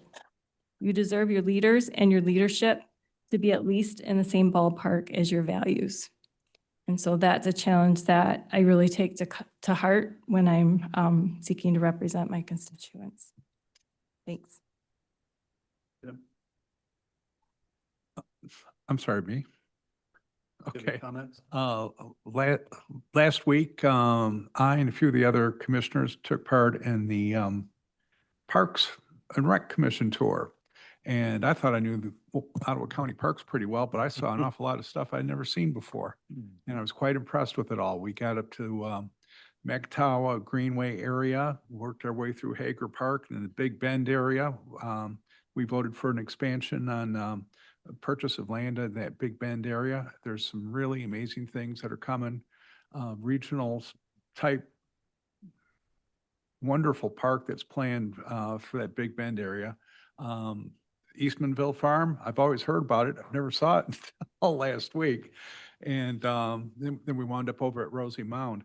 And we voted to purchase that would to expand that and to be there on the ground and see what the plans are, what they're working on with it. It was really very exciting. We've really got something special with Ottawa County, and we should all be very proud of it. Glad I took the time. So this past week, I think Josh and I don't know if you're able to attend later on, the resource fair. I was Okay. not this year. I was only there for 2 minutes, so I didn't want to exclude you. But I just want to congratulate, everybody in the Veterans Department, Caleb, Jason, and, the exhibitors. That was a great event. And I think Josh will testify that, Great. veterans had the chance to, meet a lot of exhibitors and, every year, I think this is going to keep growing and be a great hallmark for this community. So thanks again for the, Veterans Department putting it on and, having those resources available. Yeah, for me, this is a busy time of year. There's a lot on the calendar, and I spent a lot of time this last week in front of the different councils and boards that I represent. I was in front of Zeeland City Council, Zeeland Township's Board of Trustees, and Holland Township's Board of Trustees, giving them an update on what we've been doing these many months, and also to give them the news about our new administrator hire. And that was a very warmly received message. All of them congratulated us repeatedly on an excellent selection. Many of them know Patrick already. So a lot of excitement in my district, in the leaders, to work with Patrick, and an open invitation to Patrick to come with me to my next update and shake hands. And they expressed that they've always had a good working relationship with the administrator. So they're looking forward to continuing on that with Patrick. Josh? Yeah, I have a couple comments, and actually, Joe, I'm glad you're going last so you can respond because a little bit is directed in your direction. I just want to point out that with the vote for Patrick, and I understand that there's a belief in the room that the circumstances were different, and indeed they were, but we did have 4 commissioners vote against hiring Gary Rosema, and they came around. And Gary did a great job, and I'm looking forward to Patrick doing the same thing. I have hope that that's going to happen. So Patrick, if you're listening, there's a challenge for you out there. You've got the full support of 7, and I hope you can bring around the other 4, at least to some degree. The second part, I feel like there was a missed opportunity tonight for 4 of our commissioners. I've sat here, and a number of us have sat here, and the public has heard it, and we've all heard it. The word transparency has been mentioned. I don't even know how many times, but I bet I'd be very wealthy if I got like $1 for every time it's been mentioned in these chambers. And tonight, you guys had the opportunity to show transparency, to vote in favor of transparency. Above everything else, to share with the public your belief that you acted completely in the right in that closed session meeting, and you missed it. I mean, we've been talking about it so much. Why wouldn't you grab it? It's a great gift-wrapped opportunity to be transparent with the public, as we've talked about. So, I know, Joe, you're coming down the line here, so you can leave that one out to you. There were some things in those minutes that I found not as alarming as I thought I might. But when you pair them with the sworn statement from legal counsel who supposedly, or to a degree, reviewed the complaint from Mr. Epperson against various members of the county and the board. When you pair that with the minutes, it's clear that there was some misleading information, at least to me, brought to light. And I look forward to the public having full transparency on that topic. I do find it interesting that you have read closed minutes. I'm not sure how that's possible. Just have to point that out. All commissioners can read closed minutes. And then the last thing, as we go down the line here, there's still an opportunity for unity out here in the ether.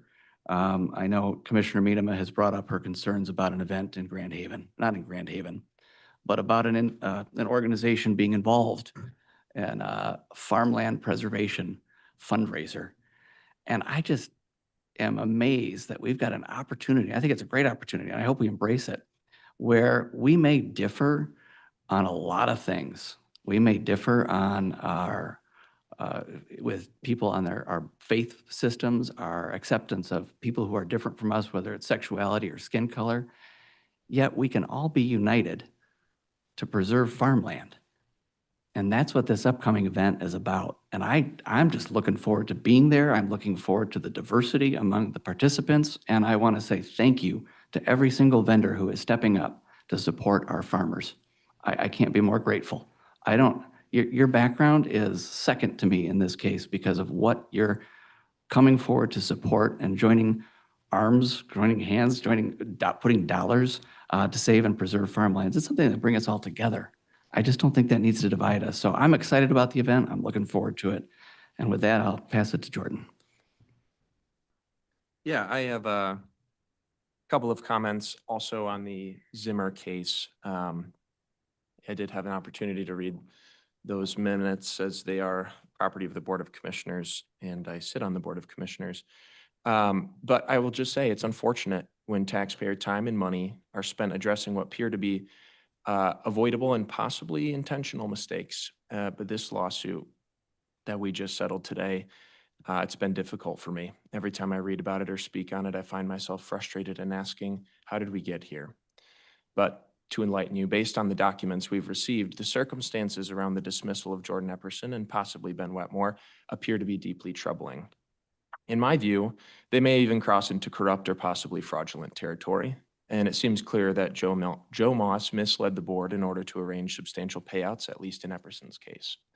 Ahead of December 10, 2024, that board meeting, then Chair Moss sent a memo stating legal counsel for human resources has been conducting an investigation at the request of Mr. Epperson due to potential claims against the county. This memo led to a closed session discussion of Epperson's dismissal. In that meeting, Moss said HR counsel Nate Wolf recommended a clean break, including a severance deal. According to the minutes, Moss presented a draft agreement he said came from Wolf, suggesting Epperson receive 6 months' pay, health insurance, and a $150,000 cash payment. That alone should raise concerns, not just due to the amount involved for an executive aid, but because Nate Wolf never made that recommendation, nor did he draft that agreement. And let me say that again for emphasis. Nate Wolf never made that recommendation, and he never drafted that agreement, but Joe Moss said he did. In a sworn affidavit we've received, Wolf clarified his role. He did investigate Epperson's complaint and interviewed him 3 times between October 24 and November 15, 2024. And on November 29, he spoke with Moss about a possible separation agreement and said, quote, I told him that I did not see a significant buyout being appropriate. However, Jordan Epperson's complaint could change that analysis, but I was still investigating. Then on December 3, Moss asked Wolf for a template separation agreement, a template, mind you, which Wolf provided. And on December 6, Wolf stated, I spoke to Joe Moss and he told me that Ottawa County is going to terminate the employment of Jordan Epperson. Joe Moss instructed me to terminate that investigation. I discussed the risks of terminating an employee after that employee filed a complaint. He did not ask me to attend a commission meeting or that the board was going to discuss the termination issue at an upcoming commission meeting. So I drafted a rough outline of the report to date for my file. During the December 10 meeting, some commissioners, like Commissioner Bonema, asked to hear directly from Wolf, but Moss claimed he was unavailable. Wolf later stated he was never asked to attend. but would have been available if requested. At some point between December 3 and the December 10 meeting, someone took the template separation agreement that Nate Wolf provided to Joe Moss and added in the 6-month severance and $150,000 figure. Where those numbers came from, I don't know, but they certainly didn't come from any formal recommendation made by the attorney who is investigating this situation. But when presented at the closed meeting, Joe Moss told the board that Nate Wolf had written the agreement, recommended it be adopted, and was unavailable to be at the meeting. According to the sworn statement we received from Nate Wolf, none of this is true. So there's a lot to summarize here, so let me summarize in some bullet points. Nate Wolf began investigating a complaint by Epperson, which involved HR, John Gibbs, and Joe Moss. That investigation was not completed because Joe Moss told Nate Wolf to stop the investigation. Wolf made no recommendation for termination or severance. Wolf provided only a generic template separation agreement, not one that said 6 months and $150,000. Moss told the board that Wolf had recommended the severance and drafted the agreement when he had not. Moss prevented the board from hearing directly from Wolf or HR, and based on this misinformation, the board approved a $75,000 payout and 5-month severance for Epperson. Taken together, these facts paint a troubling picture. Joe Moss misled the board to authorize a significant payout based on claims that were never properly investigated. As to why, I couldn't say for sure. Perhaps it was to bury Epperson's complaints that mentioned him. Perhaps it was to support an ally before the board changed, requiring him to stand on his own merits. Or maybe it reflects a pattern of saying one thing publicly and another behind closed doors. Regardless, the result is the same. The public lost out. Instead of choosing transparency, Moss chose secrecy. Instead of forthrightness, he presented convenient but false information. Adding to this, during the same closed session, the board also discussed Ben Wetmore's dismissal, different closed session. In that case, they approved 12-month severance, justifying it by saying they, quote, felt it was the right thing to do, and citing that he had 9 children. I'm not sure which is worse, paying over $150,000 due to personal sympathy or misleading the board and public to push through a payout. Fortunately, that's not for me to decide. That's up to the people of this county. In closing, I think that the settlement was a great idea. I think that the county deserves honesty and transparency. And as our attorney Mike Bogren noted, courts would almost certainly find that this closed session was improper under law. The public has a right to know what happened, and we have a duty to respond accordingly. Thank you. Nelson? Well, that was a lot. So I would just encourage one thing from what Commissioner Georgezma just said, just one question to be curious, taking a look at which employees left our county in a hurry. Taking into consideration some of the timelines that were just shared from Commissioner Georgezma. And when you stay curious and you dig into details, you can find out a lot more information. 2 other completely unrelated. One, I'll continue on the Farms Are the Tapas event. Farms Are the Tapas event has been something that our community has looked forward to celebrating for many years. And I think that it's got a record number of turnout this year, which is amazing. My concern is due to a concern being brought forward to me at the end of last week by a constituent that the Unicorn Tavern is having an all-ages drag queen festival later this week. We currently have a resolution that speaks to how we do business here at the county, and it says, in one of the statements, it says, no county staff or resources shall be allocated to activities, programs, events, content, or institutions which support, normalize, or encourage the sexualization of children and youth. And I believe that drag queens for kids is something that would violate this resolution, and was why I wanted to have an open discussion with the full board earlier today. And I would also just remind the board that farmers in our community, many of them are very faith-filled, and that this would be something very concerning to them. And I would just say that I think there's a lot of other great things happening that evening.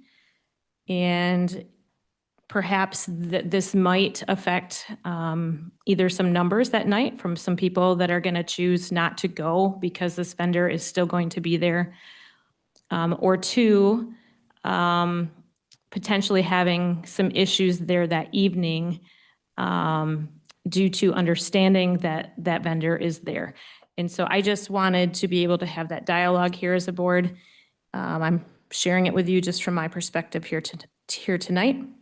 And then the other item I just wanted to bring up was the timing of the release of information as it related to the Crockery Lake Agreement.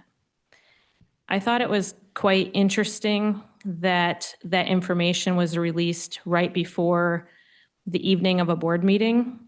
I would also say it's very interesting that during the 2 years from 23 through 24, we had judges that recused themselves of all litigation against the county. Not until 25 entered did we have a judge now accept for a suit to be brought forward to him instead of signing it to another county. And that's concerning to me. To me, it raises questions.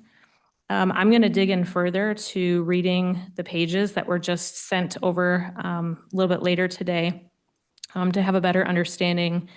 But those are two of my current concerns and my questions that I have. Yeah, I'd just like to say that I think it's a great thing that we approved Patrick Waterman's. So I think he'll be a great administrator, and I look forward to working with him. So it's been a great guy. I've worked with him before, so thank you. I guess I'll try to respond to Josh real quick. And I think, I don't know if it's too late. We're going to go grab something to drink after this and talk. We'll see if that happens. I mean, I can do it. It's only not even 9 o'clock. So I think what I'd like to highlight is that sometimes it's easy to use a certain fallacy called false dilemma. It's a logical fallacy which simplifies complex issues by presenting them as if there's only two options. So you just did that a few times. So first, one of them is, asking, well, why couldn't you vote in favor of transparency? The fallacy is that that's essentially the only option. You vote for transparency or you don't. There's actually a way that you can have a good faith disagreement based on principle. So I love transparency, and at the same time, I believe that the board should fight the lawsuit from Sarah Howard, or should have. I also believe that on principle, we should not be releasing closed session information. So while I agree with transparency, I also believe the other on principle as well, and so that's where I differ. It's kind of like what you said right after that, where you said there's an upcoming event related to farmland preservation, and so we should basically kind of ignore that the vendor is doing a drag show for kids because we can all agree on farmland preservation. So again, I'd call it a false dilemma, and just agree to disagree. And maybe we can talk about it more tonight. I had a similar conversation, and this is actually part of my update today when I was at Grand Valley, and had a lot of fun talking to students, handing out hats, shirts, Bibles, talking to them, encouraging them, things like that. And the people who went, we were there to encourage them to get involved with Turning Point and kind of celebrate Charlie Kirk's life, things like that. One of them came up to me to ask about the government or specifically schools providing hot lunch to kids, basically asking, do you support food for kids? Right? It's basically a false dilemma type fallacy. Either I say, yes, I support food for kids, or I say no, and I don't care about the kids. That was the implication, right? And I said, you know what? I just had the same exact conversation with my brother-in-law who lives in Illinois. And so I explained that I can be against the government providing free hot lunch for all students in a particular school district while still caring for the students, because I view the responsibility to provide lunch being on the parents, not the school. So it was a really interesting conversation, but they were also trying to use that false dilemma fallacy to try to, they're not doing it on purpose. I don't think they just sometimes it's easy to do that. So that's a couple of my comments. We continue the conversation. I'd like to add in that I had a good time with both Jim and Jordan this weekend at an event that was really fun. And I'd like to also thank Gary and Joe Bush for the work that they've done, and others. There's been several on their work in Blendon. It is a complex issue, and I do believe that it needs a lot of thought and time and effort to try to find the best outcome for both the residents and everybody who's involved, the township board and Key Capture and the other parties. So thank you, Joe, if you're listening, and thank you, Gary, for helping spearhead that. I've had a lot of positive feedback from people who I've talked to. And I guess I will just wrap up. Oh, I also had lunch at the dump with Commissioner Miedema last week. That was very fun. We went to Ottawa Farms and, went to their annual event and had burgers. That was great. And the last thing I'd just say is encourage people along the lines of what Commissioner Rhodey said to continue to use their faith in the public square. That's it. So I just got a couple of highlights, comments. I too attended the park tour of the parks, county parks. Just absolutely blown away. Absolutely would support the millage that's coming up. I don't know exactly where that millage is going to set, so that'll be the issue. But boy, oh boy, county parks, Ottawa County Parks are jewel, 48 parks, and it just gets better. The whole park commission, all those people involved have done so much for our county, and so that's pretty cool. I'm happy that we're settling these lawsuits. We're not quite out of the woods yet, but we're getting closer. I have to disagree with Allison Miedema on this one, Commissioner Miedema.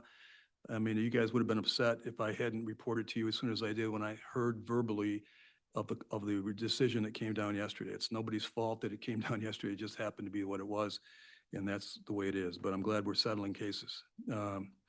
The fact that there's a vendor or a supplier that may have some policy that we don't agree with as county that we're using does not mean the county supports those vendors and their policies.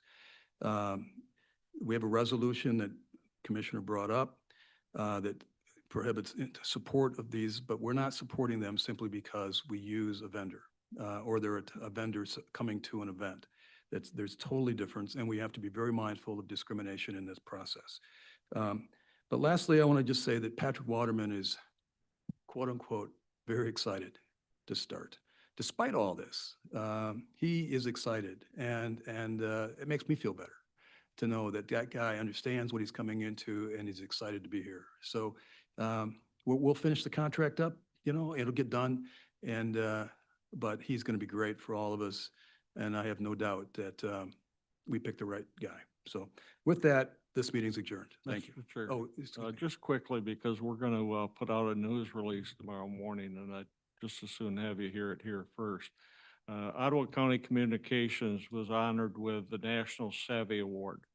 Ottawa County has been recognized with a Savvy Award from the City County Communications and Marketing Association for the documentary film titled The Ottawa Sands Project. Savvy Awards salute the best in city county communications, recognizing professionals who design and implement successful, innovative marketing strategies that strengthen resident and government relationships. This year's competition was one of the largest in its history, with over 1,100 entries.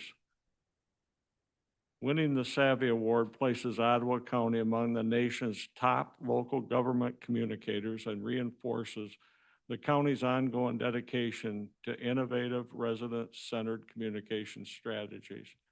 The Ottawa Sands Project documentary, directed and produced by Ottawa County's digital communication specialist, Scott Vandenberg, tells the story of Ottawa County's newest and most exciting park. In addition to the Savvy Award, which was the first place, Ottawa County also earned recognition for Ottawa Out Loud podcast, which received an award of excellent, which is the third place amongst all contenders in the interview, talk show, news programming category. I really do believe Scott's work really is reflective of just a tremendous amount of people in this county that first and foremost, they're making a difference in the community they serve. So again, that'll go out to the media tomorrow. awesome. Yeah, what's nice about Scott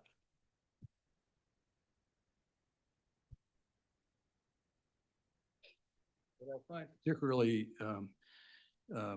joyful about Scott is his joyfulness, his smile. He's contagious, and it feeds everybody. And so Scott, congratulations, and Gary, everything, and the staff.